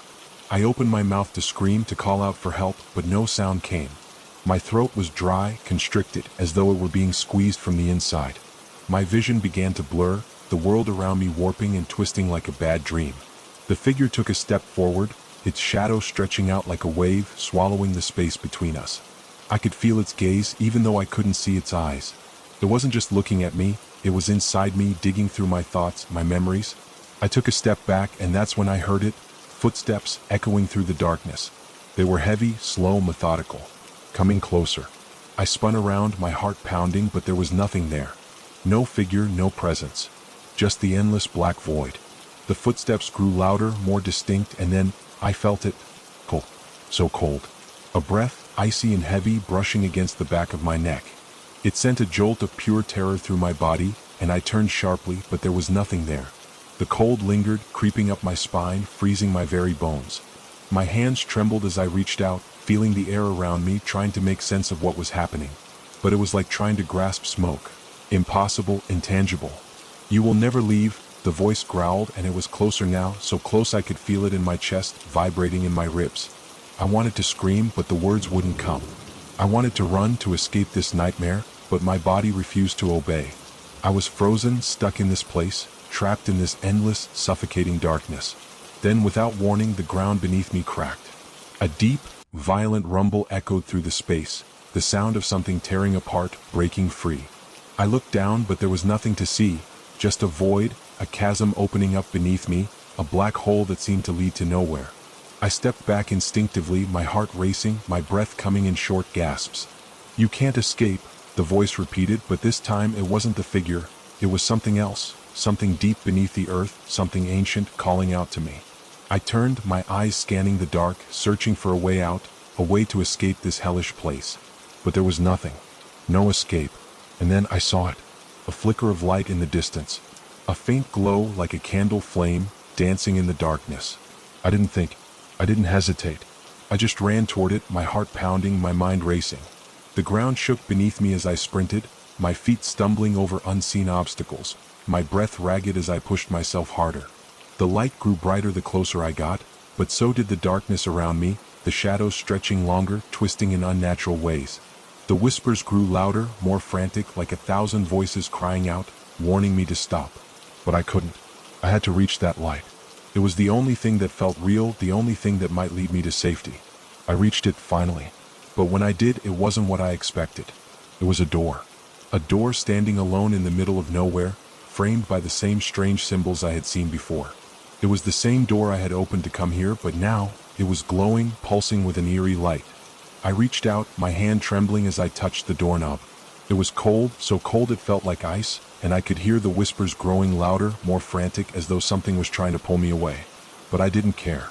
I didn't care anymore. I turned the knob, and the world collapsed. I stumbled backward as the door swung open, the force of it almost knocking me off my feet. But I didn't fall. I didn't have time to process what was happening. All I knew was that I had to move before the darkness swallowed me whole. But as the door creaked open, the world around me changed. It wasn't the familiar hallway I had left behind. It wasn't the house at all. Instead, I found myself standing in a vast, desolate landscape, the air thick with a choking fog. The ground was cracked and barren, stretching out in all directions with no end in sight. The sky above was dark, swirling with shadows that seemed to move on their own, shifting and contorting like something alive. And then I saw it. A figure standing far in the distance, outlined against the swirling fog. It was tall, impossibly tall, with a dark cloak that billowed like a storm cloud. It didn't move, didn't acknowledge my presence. But I knew it was waiting for me, watching me. I tried to scream, but no sound came. My throat was tight, as if it had been sealed shut, and all I could do was breathe in the heavy, oppressive air. I turned to look back at the door, but it was gone. The space I had just stepped through was nothing but empty, swirling mist. There was no door, no escape. I was trapped. And then the whispers came again, this time louder, clearer. They weren't coming from the shadows anymore, they were coming from the figure in the distance. "You can never leave," it said, its voice low and echoing in the silence. I started to run, not thinking, just moving. My feet pounded against the cracked earth, my breath ragged as I pushed myself harder. But no matter how fast I ran, the figure stayed the same distance away, never getting closer, never getting farther. It was as though I was running in place. And then I felt it, the cold. The same biting chill I had felt earlier, but now it was worse, colder, more suffocating. It wrapped around me like an icy vice, freezing my very soul. I could feel it seeping into my skin, into my bones, numbing me from the inside out.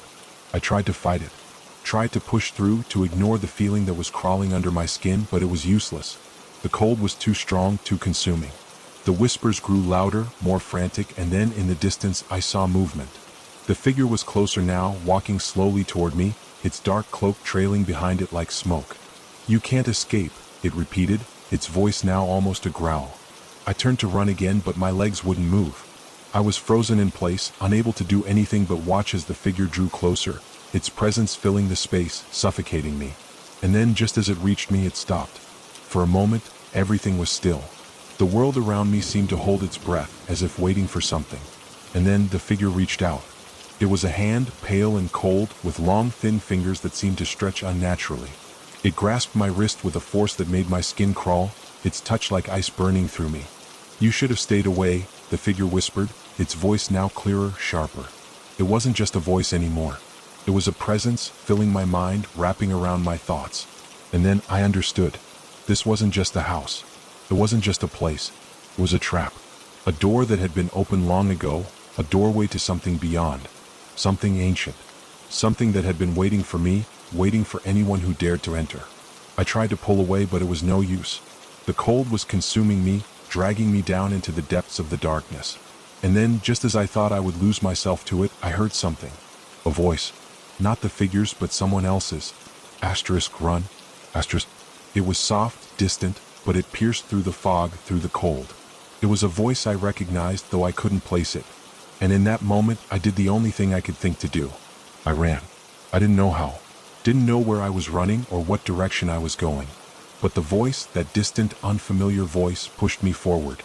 I had to move. I had to get away. I ran, my feet pounding against the cracked earth, the whispers still chasing me, still calling my name. But they were fading, growing quieter with every step I took. And then I saw it. The door. The same door I had stepped through, standing alone in the distance, glowing faintly in the fog. I ran toward it, my heart pounding, my legs screaming in protest. But I didn't stop. I couldn't stop. I reached the door, my hands trembling as I grasped the handle, my breath coming in ragged gasps. And then I opened it. The world shifted again. I was back in the house, back in the familiar hallway. The air was still, the silence deafening. It was as though nothing had changed. But I knew better. I had escaped the darkness, but it was still here. It was still watching, still waiting. I slammed the door shut behind me and turned to face the house, my chest heaving with fear and exhaustion. The whispers were gone, but I could still feel them, lingering just at the edge of my mind. And as I stood there, staring at the house that had nearly claimed me, I realized one thing. The house wasn't just a place. It was a trap. And no matter how far I ran, it would always find me. Always. Story 3. The moving truck pulled away, and I stood at the entrance of my new home, looking up at the weathered brick facade.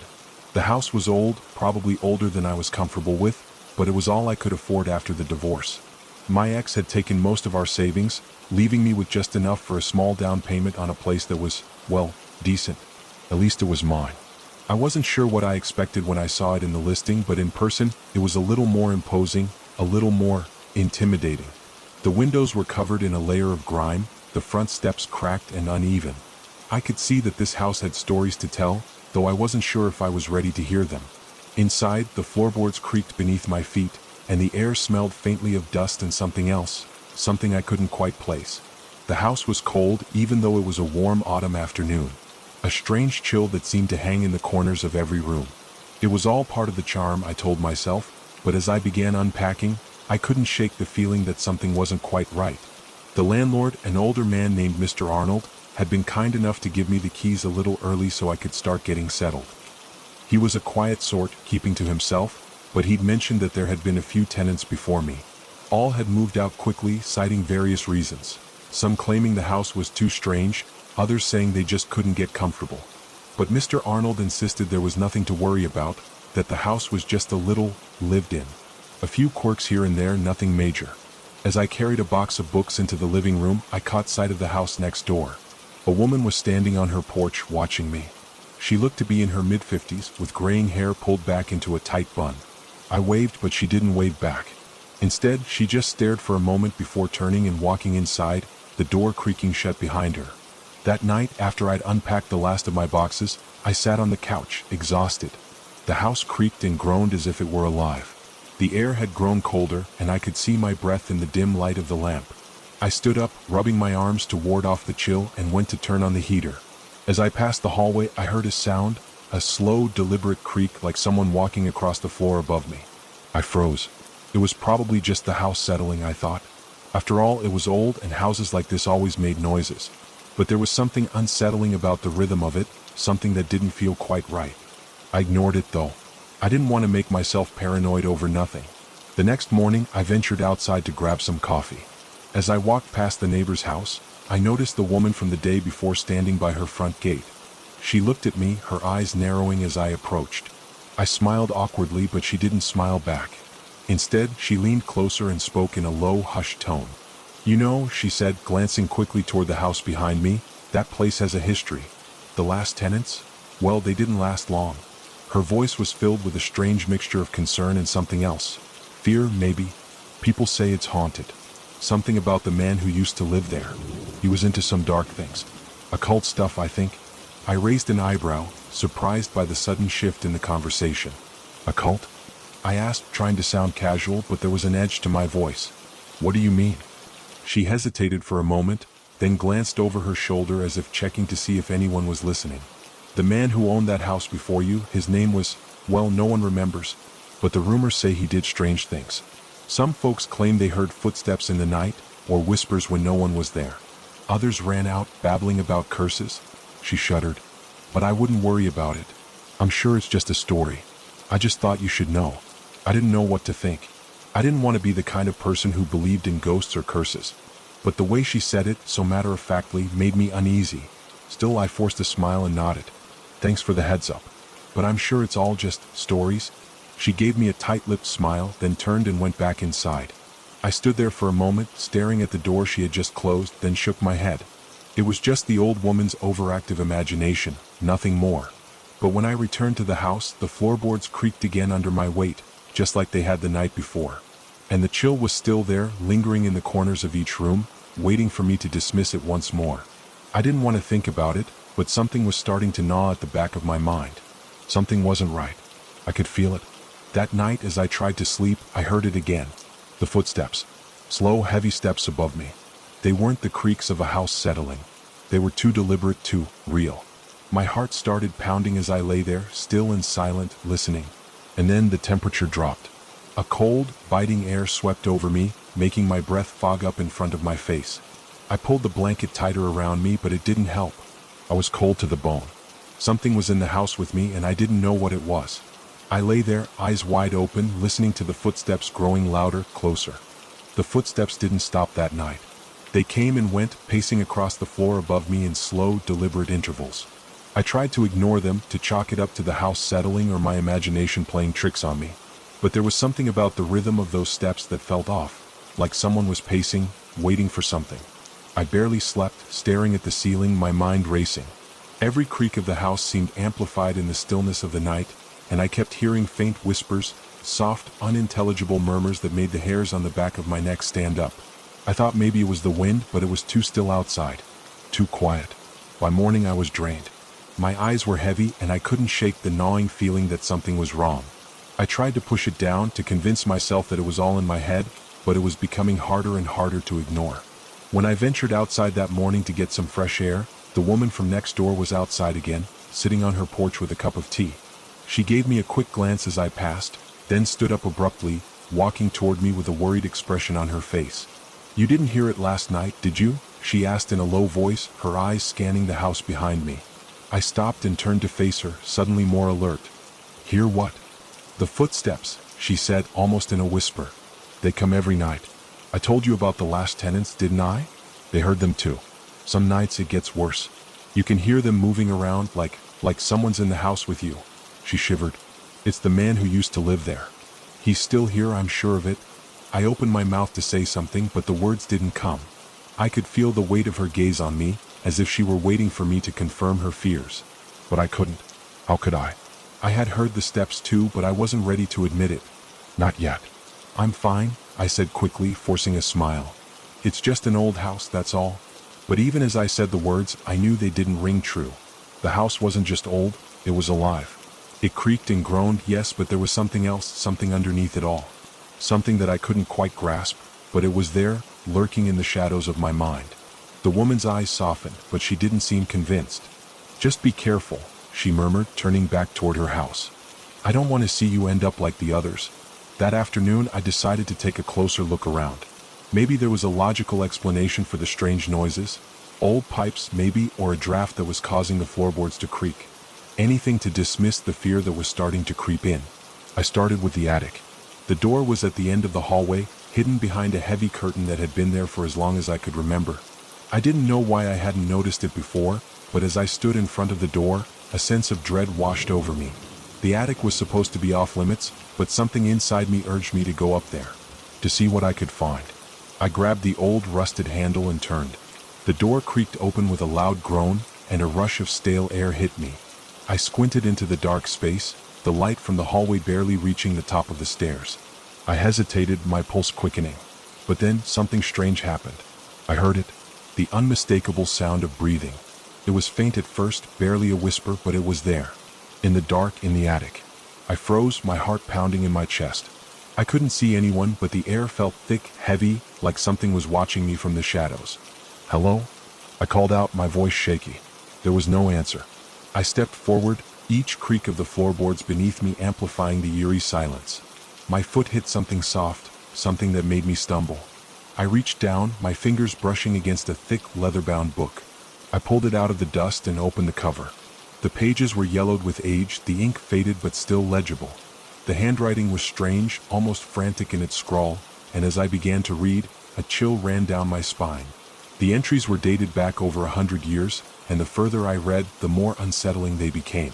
The man who had lived here, his name was Alistair, had been obsessed with the occult.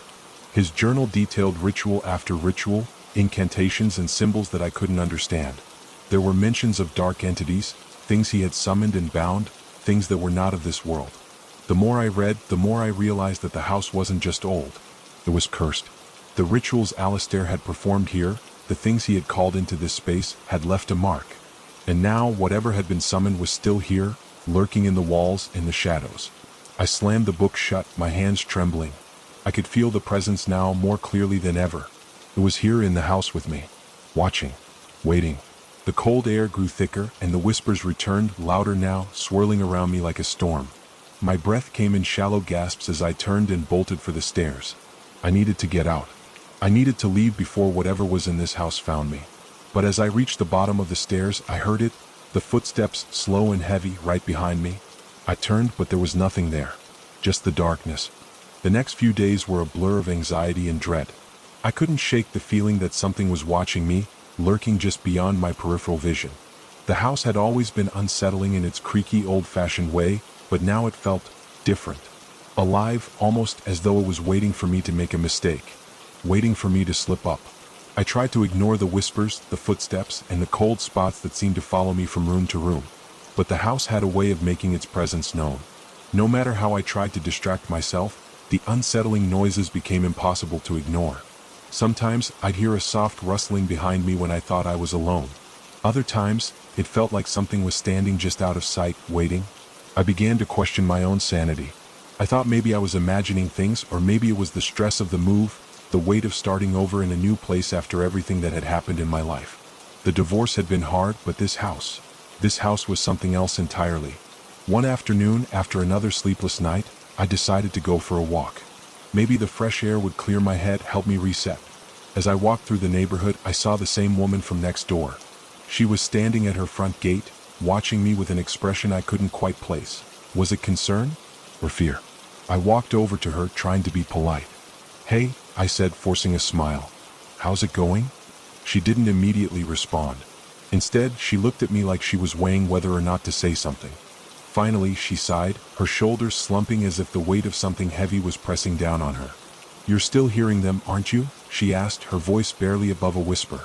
I nodded, the words caught in my throat. The footsteps. The whispers.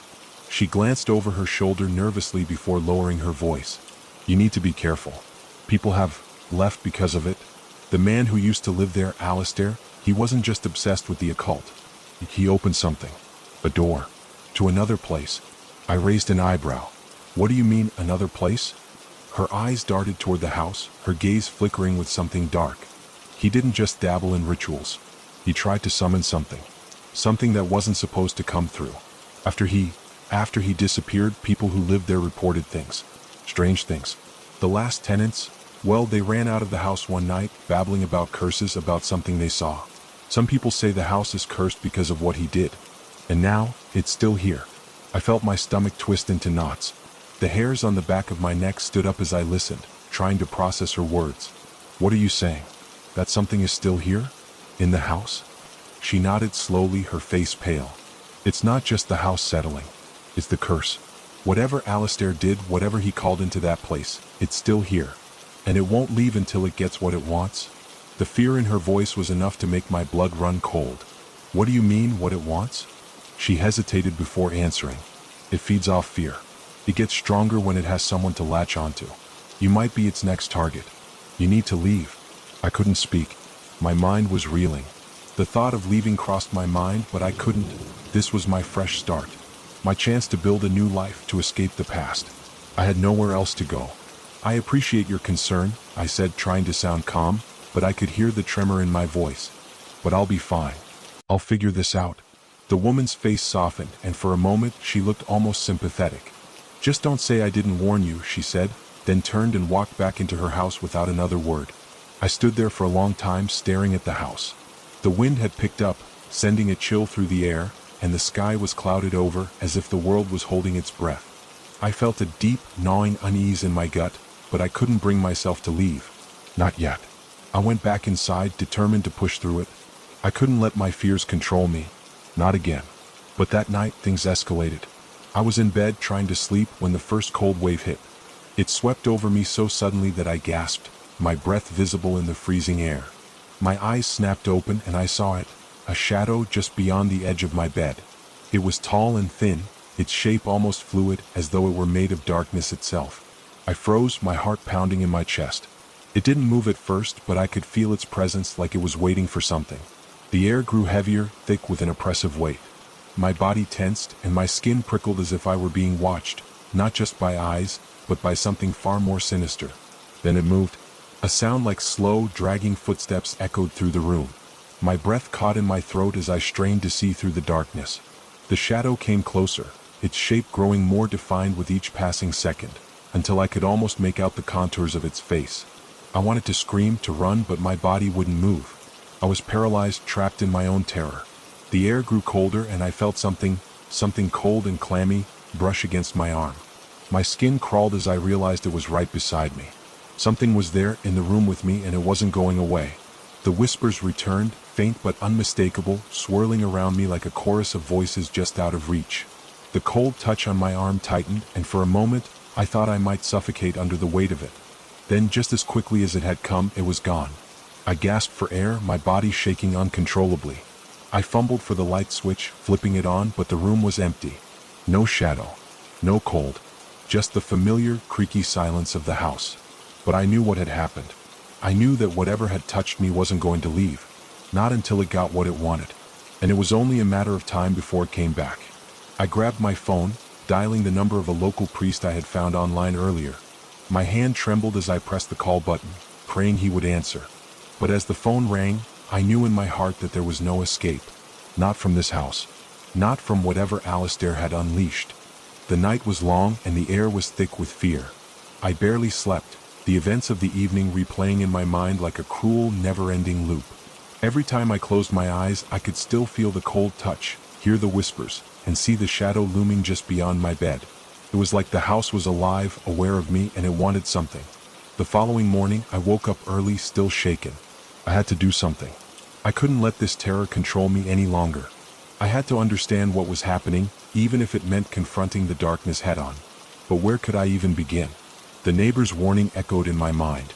Alistair, the man who had lived here before me, had done something to summon whatever haunted the house. But what? And how could I stop it?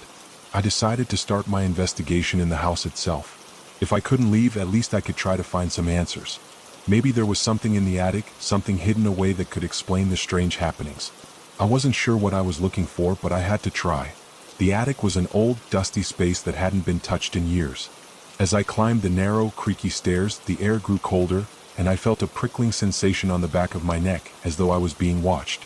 The attic was cluttered with forgotten furniture, old boxes, and piles of yellowing newspapers. It smelled like mildew and old wood. My footsteps echoed eerily in the silence. I began to sift through the boxes, my hands trembling with anticipation. I wasn't sure what I expected to find, old clothes, furniture, maybe some forgotten trinkets. But I never imagined I'd find what I did. At the bottom of one of the boxes was a small, leather-bound journal. It was old, worn, and the edges of the pages were frayed, but it looked important. I opened it slowly, feeling a rush of both dread and curiosity. The handwriting inside was elegant but shaky, the words written in a hurried, almost frantic manner. As I read, I could feel the hairs on the back of my neck stand on end. The journal belonged to Alistair, the previous tenant. And as I read his entries, I began to understand the terrifying truth about the house. Alistair had been obsessed with the occult for years, diving deeper into forbidden rituals and summoning practices than anyone should have. The journal chronicled his descent into madness, each entry more disturbing than the last. He had discovered something, a doorway, a rift between worlds, hidden deep within the house. He believed it was a place of power, a place where he could unlock secrets that no one else had ever seen. At first, his entries were filled with excitement and hope. He wrote about the things he had seen in his dreams, about the visions that guided him to the hidden room in the house. But as the weeks went on, the tone of the journal began to change. His handwriting became more erratic, his thoughts more scattered. He wrote about voices, whispers that seemed to come from nowhere, shadows that moved on their own. He claimed that the house itself was alive, feeding on his fear, becoming stronger with each ritual he performed. And then one entry stood out among the rest. It was dated a few days before his disappearance. Underscored, the door is open now. I can feel it. The thing on the other side, it's waiting. It's been feeding on me, growing stronger with each passing day. I can hear it at night, moving through the house. It knows I am close to the end. I can't escape. Will take me soon. But before it does, I will finish what I started. I will open the final door and I will see what lies beyond. There is no turning back. Underscore. My hands shook as I closed the journal. The words haunted me, filling my mind with terror. Alistair hadn't just been a man obsessed with the occult. He had opened something. And now, whatever he had unleashed was still here, still waiting. I had to act. I couldn't sit around hoping it would stop. I had to find a way to close the door, to stop whatever Alistair had brought into this world from feeding on me, from consuming me like it had consumed him. But as I made my way down from the attic, I heard something that froze me in my tracks. A noise from upstairs. A door creaking open, slowly. Like something, or someone, was moving through the house just out of sight. I stood frozen in place, the weight of the journal still in my hands. The air grew thick again like before, but this time it felt heavier, suffocating. The silence was broken by the sound of footsteps, slow, deliberate, as though someone was walking just behind me. I turned, but the hallway was empty. My heart hammered in my chest as I stepped forward, straining to hear. But the footsteps weren't stopping. They were getting closer, moving with a rhythm that didn't belong to anyone living. I bolted down the stairs, dropping the journal on the floor as I passed. My breath came in ragged gasps, and I couldn't help but look over my shoulder every few seconds. I was no longer sure if I was running from the house or running toward it. The air grew colder, and the whispering returned, this time clearer, louder, more urgent. The house was alive, and it was closing in on me. I ran to the front door, flung it open, and stepped out into the daylight. The fresh air hit me like a wave, but it wasn't enough to wash away the fear. The door to the house was still wide open, but I couldn't hear the footsteps anymore. The whispers had stopped. For a brief moment I thought I might have escaped, but deep down I knew the truth. Whatever Alistair had unleashed, whatever he had opened, wasn't done with me yet. It had already started, and now it was waiting for me to make a mistake, waiting for me to come back. But I wasn't ready to leave yet, not without answers, and so I returned to the house. I stood at the threshold of the house, staring at the door that beckoned me. The sunlight outside felt distant, like it no longer had the power to keep the darkness at bay. The house loomed over me, silent and ominous, like a predator waiting for the right moment to strike. I couldn't explain it, but something in my gut told me that I had to go back in. There was no running anymore. The house had already marked me, and it wouldn't let me go until it had what it wanted. The door creaked as I stepped inside, its groan echoing through the still air. I was back. There was no turning back now. I moved cautiously, like a trespasser in my own life. My mind raced with questions. What had Alistair done? What was waiting for me? The journal had mentioned something about a final door, a rift between worlds, but it hadn't given me any answers. The fear I felt wasn't just from the unknown. It was the realization that whatever Alistair had unleashed was still present, lurking in the walls, in the floorboards, in every shadow. The house was even colder now, as though it had absorbed the chill of the night, waiting for me to walk into its embrace. I tried to steady my breath, but the air felt thick, like it was suffocating me. Every creak of the floorboards, every whisper of wind through the cracks in the walls, made my pulse race. The silence between these sounds was even worse, pregnant with anticipation, as if the house was holding its breath, waiting for me to do something, anything. I had to find the room. The one Alistair had described. If I could close the door, and whatever he had started, maybe I could escape. But where was it? The journal had been vague, too vague. I needed to know more. I walked through the house, following the same path I had taken the night before. The familiar hallway seemed different now, darker, more oppressive. It was as if the house was shifting, changing in subtle ways that I couldn't quite understand. The creaking floorboards groaned under my weight, and I was sure I heard a faint scratching sound coming from the walls. I froze. My breath caught in my throat as I listened, straining to hear. The sound wasn't coming from the walls, it was in the walls. Something or someone was moving inside them. A chill ran down my spine as I stepped back, my heart pounding in my chest. I had to know what it was. I had to face it. I moved toward the living room where a large bookshelf stood against the wall. It looked normal enough, dusty and covered in old books, but something about it felt wrong, like it didn't belong there. I ran my fingers along the spines of the books, searching for something, anything that might give me a clue. When I pulled on one of the books, the shelf creaked and the bookcase shifted slightly. My heart skipped a beat. The bookshelf wasn't just a bookshelf. I pushed harder, and with a faint whine of old hinges, the entire bookshelf slid aside, revealing a narrow passageway hidden behind it. A dark, narrow corridor stretched into the heart of the house. It was just wide enough for me to squeeze through, and the air inside was thick with dust and a strange metallic smell. I hesitated at the threshold. The hairs on the back of my neck stood up as I stared down the passage. This was it. This was what I was looking for. But at the same time, I knew this was where things would get worse. Where things would go from bad to unimaginable. The thing in the walls, the thing Alistair had unleashed, was here. And it was waiting for me. I took a deep breath and stepped into the passage. As I moved further into the narrow corridor, the air grew colder. The walls seemed to close in around me, and I could hear the faintest scratching sound, like nails scraping against the plaster. The floor creaked beneath my feet with every step, but it wasn't the same creak I had become used to. It was different, more deliberate, like something was moving just beneath the surface. I reached the end of the corridor, and there it was, a door. The door. It was an old wooden door like the others in the house, but this one was different. It was darker, aged, as though it had been here far longer than the house itself. There were symbols carved into the wood, strange, intricate patterns that seemed to pulse with an unnatural energy. They glowed faintly as if alive. I reached for the doorknob, but before I could touch it, a cold wind blew through the corridor. The temperature dropped dramatically, and I could see my breath cloud in front of me. The walls around me began to vibrate, and the scratching sound intensified, now accompanied by low, guttural growls, like something was trapped inside the walls, struggling to break free. I pulled my hand back, my mind racing. I knew what I had to do. I had to open the door. But could I? Could I face whatever was on the other side? I glanced back down the corridor. The house felt alive, watching me, waiting for me to make a move. I could feel its eyes on me, the weight of the darkness pressing in from all sides. The scratching from the walls became louder, more frantic, like something, or someone, was desperately trying to get out. I reached for the doorknob again. This time I didn't hesitate. I turned it. The door creaked open slowly, the sound echoing through the narrow passage. I stepped into the room beyond, and what I saw made my blood run cold. The room was unlike anything I had ever imagined. The walls were covered in strange symbols, just like on the door, but they weren't glowing. They were smeared with something dark and sticky. The air was thick with a foul, acrid stench, and in the center of the room, there was a large, circular sigil etched into the floor.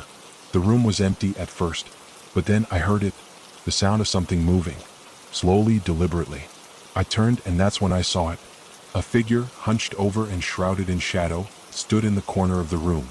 It was tall, impossibly tall, its body twisted in unnatural ways. Its skin was pale and stretched tight over its bones, and its eyes, if they could even be called eyes, were black voids, deep and endless, sucking in the light around them. It moved toward me slowly, its footsteps dragging across the floor. The closer it came, the colder the room became. I could feel the darkness seeping into my skin, chilling my bones, freezing me in place. I wanted to scream, to run, but I couldn't move. It stopped just inches from me, its breath cold against my face. And in that moment, I understood. This thing, whatever it was, wasn't just haunting the house. It was the house. It was a part of it, and it had been waiting for someone to open the door. And now that I had, there was no escape. The thing loomed in front of me, its eyes hollow and unblinking. I could feel the cold seeping into my skin, as if the very air was freezing me in place. My legs refused to move, my heart pounding in my chest as it stood there, its presence more suffocating than the darkness that enveloped the room. It didn't speak. It didn't need to. Its silence was worse than any words it could have uttered. The room seemed to press in on me, the walls closing in, the air thick and oppressive. I could hear the beating of my heart, each thump echoing in the silence, drowning out every other sound. But there was something else, too, a soft whispering like a faint murmur carried on the wind. It was coming from the thing, but it wasn't speaking to me. It was speaking through me. I struggled to breathe, to move, to do anything. My hands shook as I reached for the door, but I couldn't take my eyes off of it. The thing in front of me, the thing that was both part of the house and something far worse. Something ancient. It moved slightly, the air around it swirling with a low hum. My skin crawled as the sensation of being watched intensified, like 1,000 unseen eyes were drilling into me from every corner of the room. I stepped backward, one foot, then another, slowly retreating into the narrow hallway. The thing didn't follow, but I could feel it, lurking in the darkness of the room, watching, waiting. As I backed away, my thoughts swirled in confusion and terror. How was this possible? How had Alistair opened this door? How had he unleashed something that had been hidden for so long? I reached the hallway and almost stumbled as I turned to run, but I stopped dead in my tracks when I heard it. The thing was behind me now, its presence palpable, like the air itself had thickened around me. I could feel its cold breath against my neck, and the whispering was louder now, closer, as though it were right behind me, speaking into my very soul. I didn't dare look back. I couldn't. I knew if I did, I would never be able to tear my gaze away from it. I ran, my legs moving on their own accord, carrying me down the narrow corridor and into the living room. But the house that had once seemed so ordinary, now felt like a labyrinth.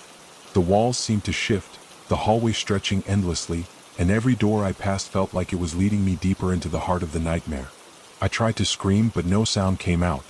My throat was tight, constricted by fear as I scrambled for the front door. I reached for the handle, pulling with all my strength, but the door wouldn't budge. It was locked. Of course it was locked.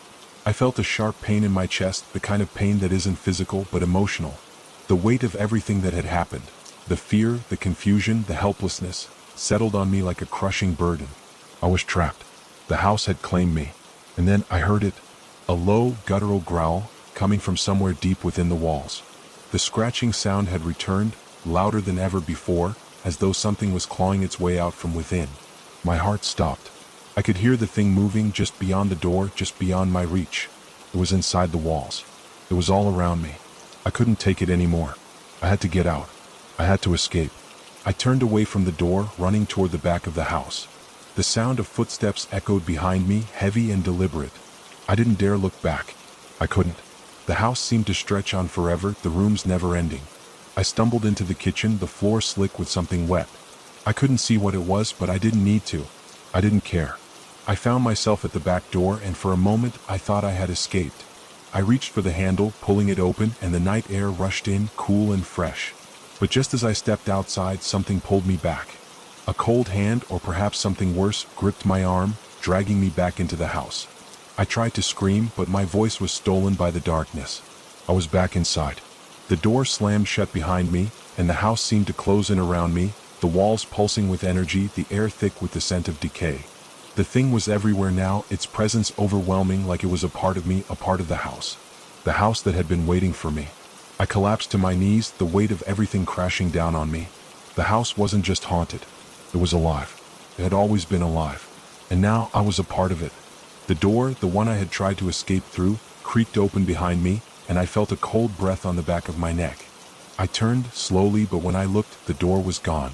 It was just another wall. I was trapped. The house had won. But before I could think any more, before I could even comprehend what was happening, the air around me grew cold again, and I heard the whispering. The thing was no longer just in the room with me. It was in my head. "Welcome home," it whispered, its voice like 1,000 voices echoing in the depths of my mind. And then I knew. This wasn't just my nightmare. It was the house's too. And it had always been waiting for me. And I wasn't the first. I couldn't breathe. The air was thick with the stench of something foul, something ancient. It clung to the walls, to my skin, suffocating me with its weight. My body trembled, not from cold, but from the overwhelming dread that clutched at my heart. I had tried to escape, tried so many times, but every time the house pulled me back. Each door I opened only led to another room, another trap. The walls closed in tighter with every step as though they were alive, feeding off my fear. There was no escape, no way out. I stumbled through the narrow hallway, my legs weak beneath me, my mind fogged with panic. The thing, whatever it was still there, lurking in the corners of my vision, its presence like a weight pressing down on me. I had to find answers. I had to understand what was happening. I remembered the journal. Alistair's journal, the one I had found in the attic. It was the only thing that could give me any answers. I had to understand why the house was alive, why it was tormenting me. With a sense of urgency, I made my way back to the attic. The stairs creaked beneath my weight, the old wood groaning in protest as I ascended. Each step felt like a countdown, as though the house itself was waiting for me to reach the top, waiting for the moment when I would finally understand. When I reached the attic, I found the journal exactly where I had left it. It was covered in dust, the leather binding cracked with age. I hesitated before touching it, the dread in my chest growing heavier. But I had no choice. I had to know what Alistair had discovered, what he had done. I opened the journal, my fingers trembling as I flipped through the yellowed pages. The handwriting was spidery and uneven, as though Alistair had been frantic when he wrote it. The entries were fragmented, but the more I read, the clearer the picture became. Alistair had been obsessed with the occult. He had believed that the house was more than just a building, it was a gateway, a threshold to something beyond this world. He had conducted rituals, performed dark ceremonies, all in the hopes of unlocking the secrets hidden within the house. But it hadn't worked the way he thought it would. Instead of uncovering some lost treasure or hidden knowledge, he had opened a door that should have remained closed. The entries became more desperate as I read on. Alistair spoke of hearing voices, of strange shadows moving in the corners of his vision, of feeling watched even when no one was around. He had started seeing things that weren't there, things that whispered to him in the dead of night. And as the house grew more oppressive, so did the thing that haunted it. It was never clear what it was, but it was growing stronger with each passing day. And then the last entry. It was dated just a few days before Alistair had disappeared. I can hear it now, the entry read. It's in the walls. It's everywhere. I can't escape it. It knows me. It's coming for me. It's already here. I shut the journal with a snap, my heart racing in my chest. Alistair hadn't just disappeared. He had become part of the house. The thing he had unleashed had claimed him just as it had claimed me. I could feel it. Its presence was all around me, seeping into my very bones. I couldn't stay here any longer. I had to get out. I had to leave before it was too late. But as I turned to leave the attic, I heard something. A sound, faint at first, but growing louder with each passing second. It was a whisper, low, guttural, and impossibly close. It echoed through the walls as though it were coming from all directions at once. My heart stopped. "Don't leave," the voice rasped. "You're just like him."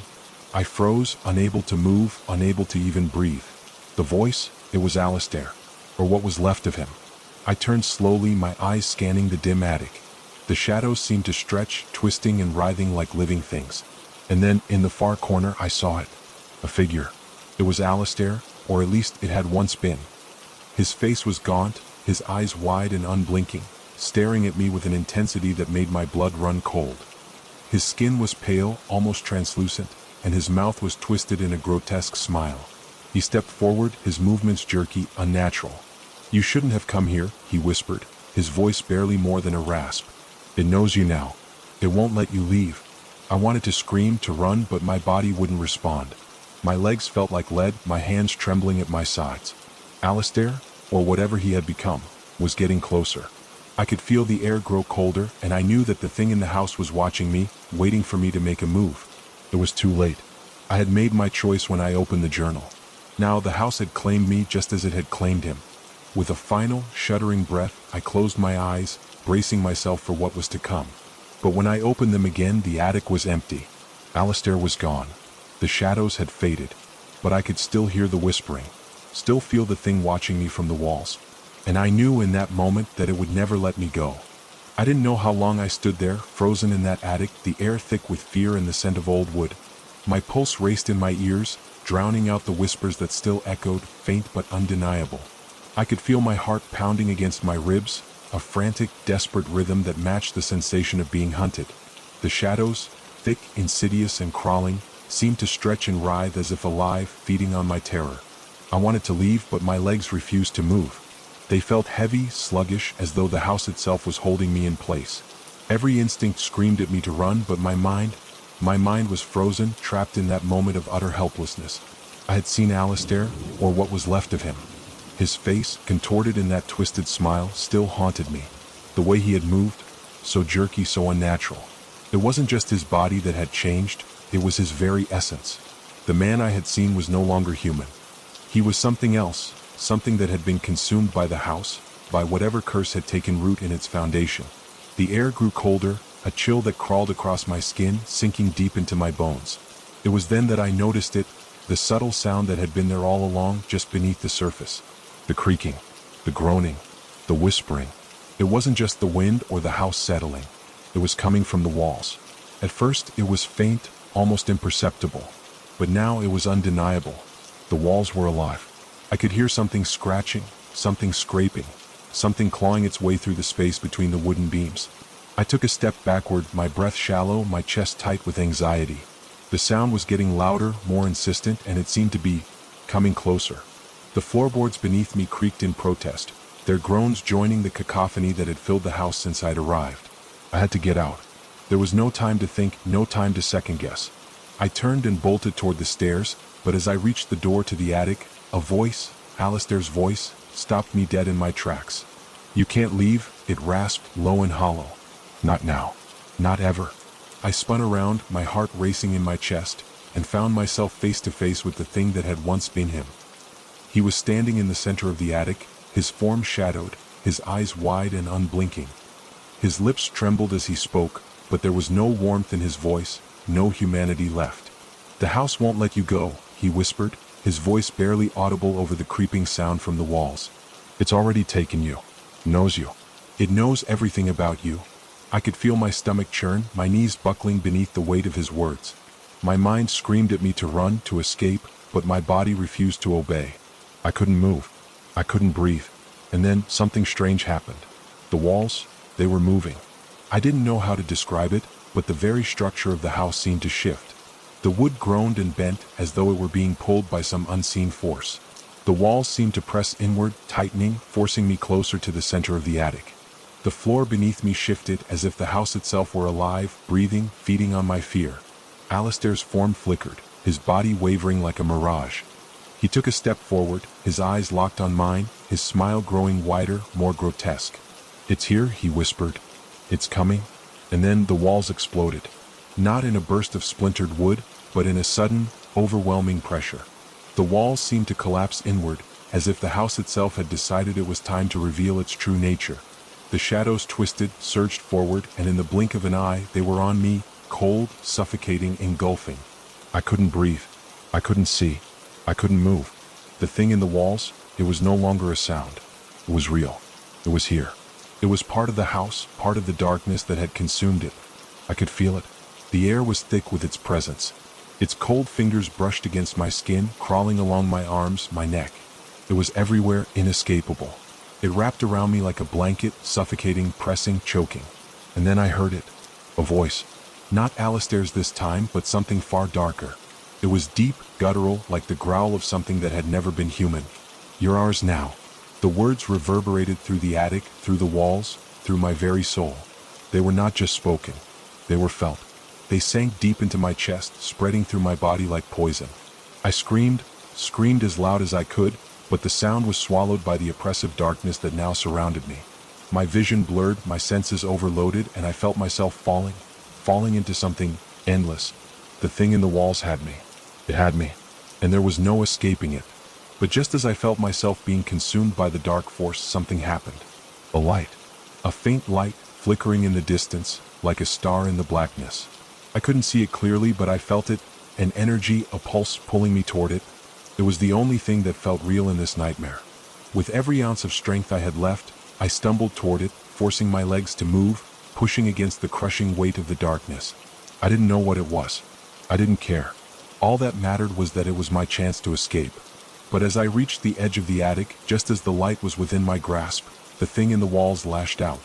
I felt its cold fingers close around my ankle, dragging me back into the darkness. And then everything went black. When I awoke, I was lying on the floor of the attic. The light was gone. The walls were still. But the whispering never stopped. It never would. I woke up to the unmistakable smell of damp wood and old dust.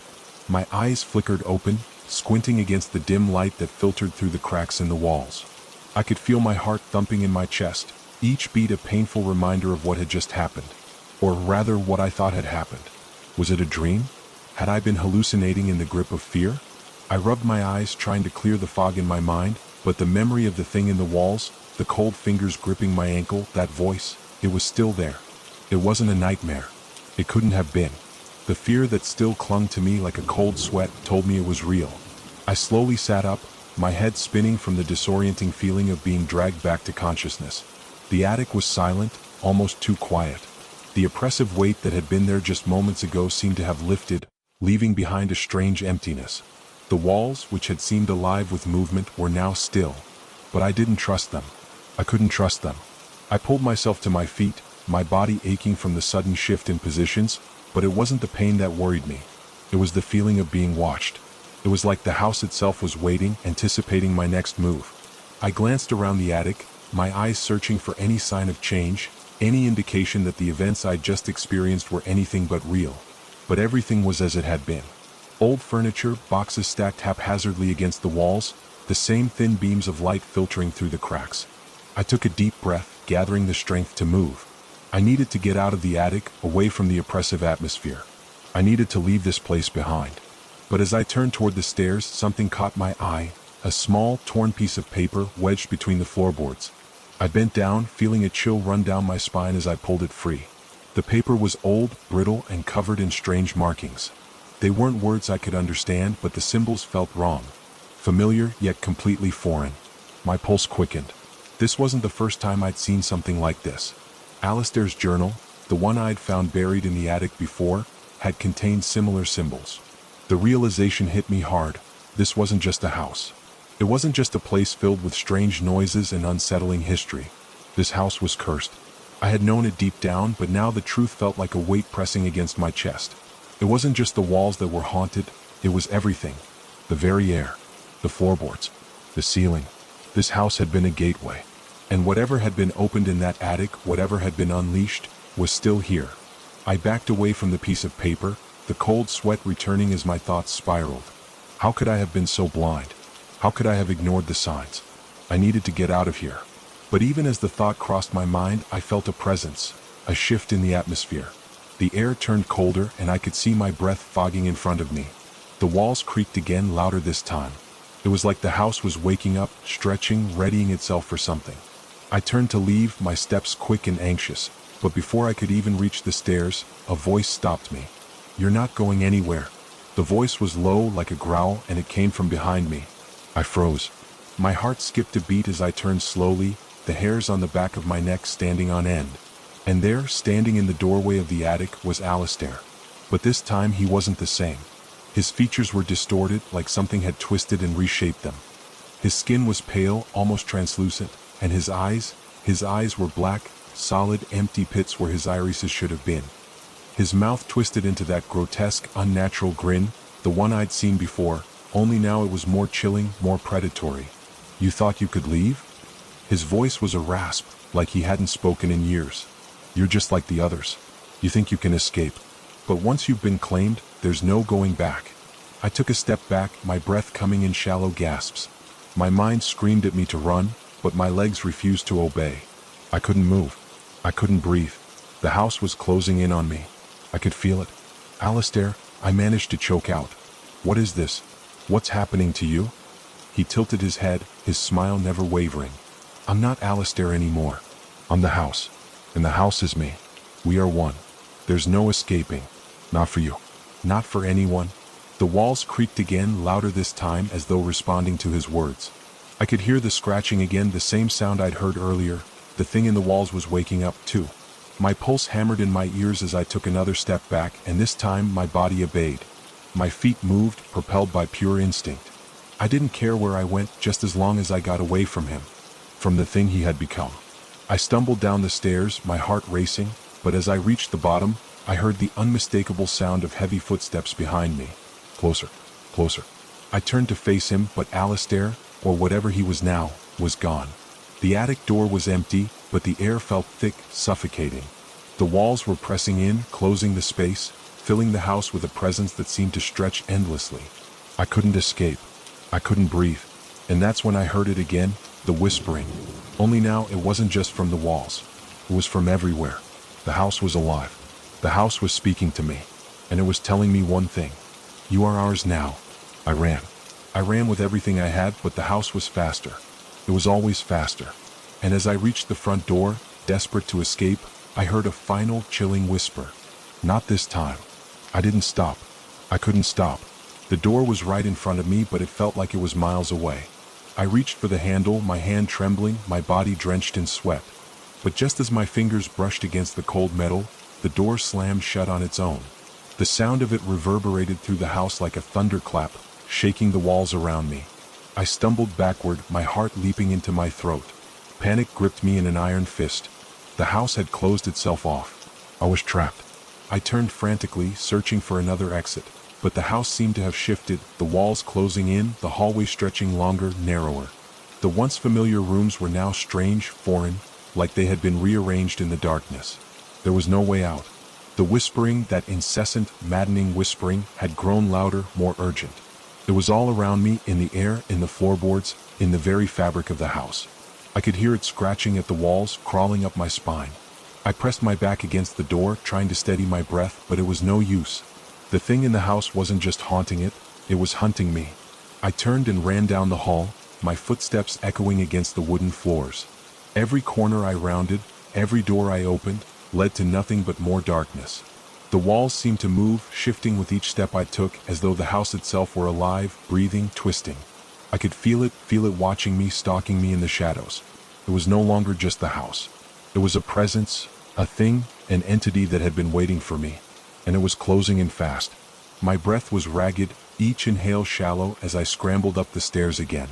But even as my legs carried me upward, I knew it was pointless. The house had already marked me. It had already claimed me. There was no escaping. The footsteps behind me grew louder, heavier, deliberate. The sound of boots hitting the old wood was unmistakable, slow and rhythmic, like something, was following me, savoring the chase. I glanced over my shoulder, my heart hammering. There was nothing there. But the footsteps continued. And then, from the corner of my eye, I saw it. A shadow, long and impossibly tall, stretching across the walls. It moved, slithering, following my every step.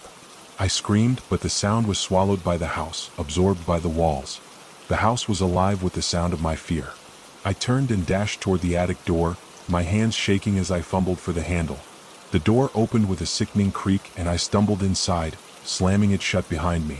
But even as the door clicked into place, I knew it wouldn't keep it out. It couldn't. The house was already inside. The attic was darker than before, the shadows pressing in from all sides. The air was thick with the stench of mildew, and I could feel the presence of something, or someone, lurking in the corners. My pulse quickened as I scanned the room, my eyes darting across the space. And then I saw it. The same shadow that had followed me up the stairs was now standing in the corner of the room, motionless. Its shape was grotesque, unnatural, like a man but not a man. The edges of its form blurred, like smoke, like a nightmare that had bled into reality. I backed away slowly, my eyes fixed on it, my body frozen in place. My breath was ragged, shallow as the creature, or whatever it was, began to move. It stepped forward, its feet making no sound against the wooden floor. Its eyes were black, deep, empty pits that seemed to pull in the light, swallowing it whole. Its smile was wide, too wide, stretching unnaturally across its face. "You can't escape," it whispered, its voice a low, raspy growl that seemed to come from everywhere at once. I opened my mouth to scream, but the sound died in my throat. The thing was getting closer. Closer. I turned to run, but the attic door slammed shut before I could reach it. The room was closing in on me, the walls pressing together, the ceiling lowering. The air was thick with the smell of decay, and I could hear the scratching again. This time not just from the walls, but from the floor, the ceiling, the very beams above me. The house was alive, and it was suffocating me. I backed into the farthest corner of the attic, my body trembling with fear. The thing, it wasn't a man. It wasn't anything human. It was a manifestation of the house itself, a twisted piece of its soul. A thing born from the darkness, from the curse that had been placed here long ago. I didn't know how much longer I could hold on. The walls were closing in, and the floorboards beneath me groaned under the weight of whatever it was that lurked in the shadows. I could feel the thing watching me, waiting for the moment when I would break, when I would give in to the fear that it had worked so hard to cultivate. I couldn't breathe. I couldn't think. And then, just as the thing lunged toward me, I felt something shift. The floor beneath me cracked. The ceiling above me split open. The walls, everything, seemed to collapse in on itself. I was falling. Falling through the house, through time, through the very fabric of reality itself. My body was weightless, suspended in darkness, the sound of the creature's growls and whispers fading into the void. And then, silence. I woke up on the floor of the attic, gasping for air, my body drenched in sweat. My heart was still pounding, but the silence around me was deafening. The walls, the floorboards, the house. It was all still. The air was thick with dust and decay, but it was calm. Too calm. I stood up slowly, my legs shaking, and glanced around. The attic was empty. The shadow was gone. The whispers had stopped. But something was wrong. The house was still watching. I could feel it. It was still there, lingering in the corners of my mind. Waiting. I turned and stumbled toward the door, my hands trembling as I reached for the handle. And then I heard it again. The whisper. You can't leave. It was faint, distant, but it was enough to send a chill down my spine. The house had claimed me.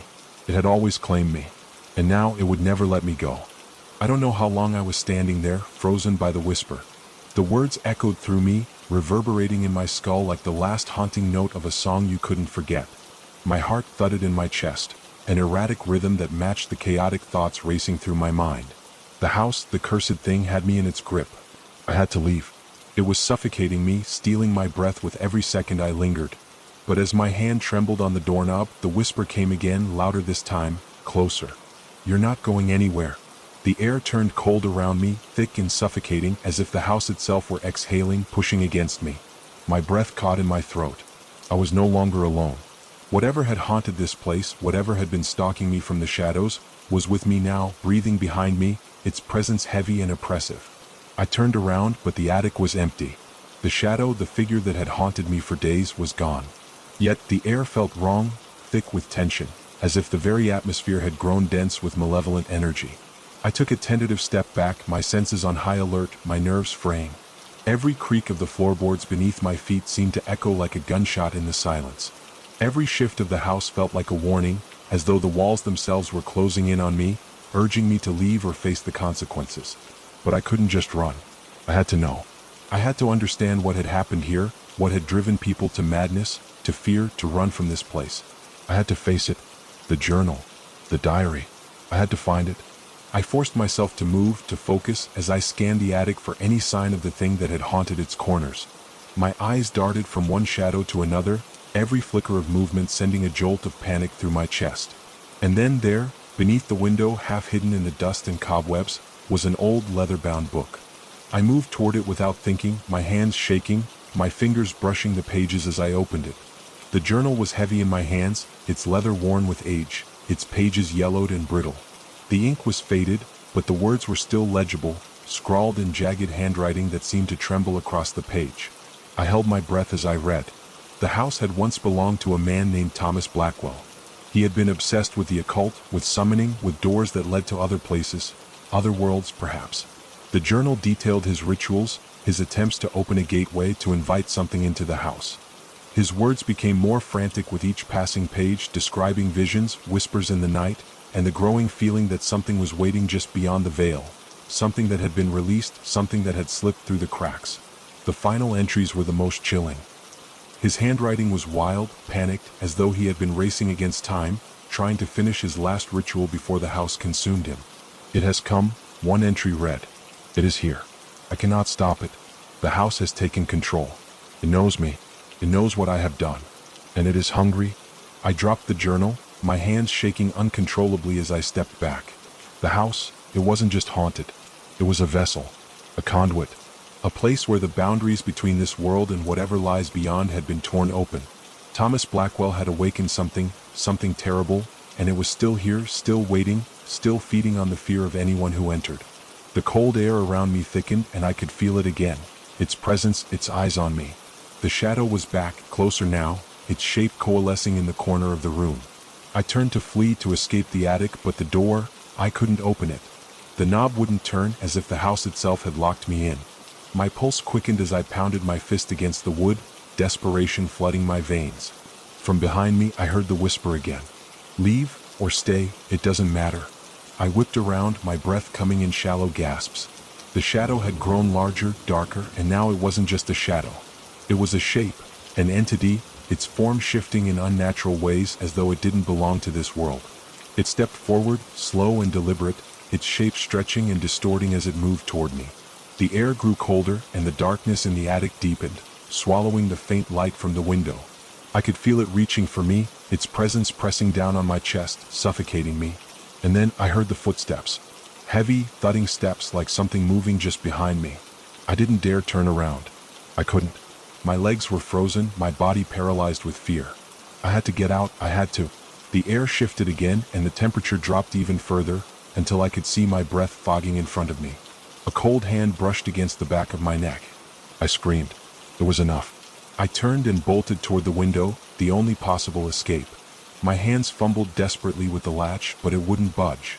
The window was sealed shut. Behind me, I heard the thing speak again, its voice low and guttural. Not yet. I couldn't breathe. The cold hand was on my shoulder now, dragging me backward, pulling me into the shadows. I struggled, but it was like trying to fight the darkness itself. I felt the grip tightening, the cold seep into my bones, and then I broke free. The latch on the window finally gave way, and I threw myself through the opening, my body tumbling into the cold night air. I landed in the yard, gasping for breath, my limbs sore from the struggle.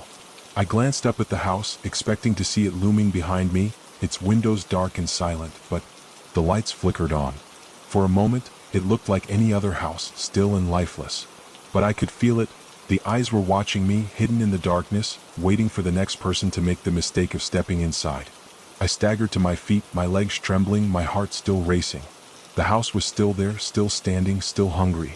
But I didn't wait to see if it would follow me. I ran. But I knew one thing for certain. The house had claimed its next victim. And it wasn't done yet.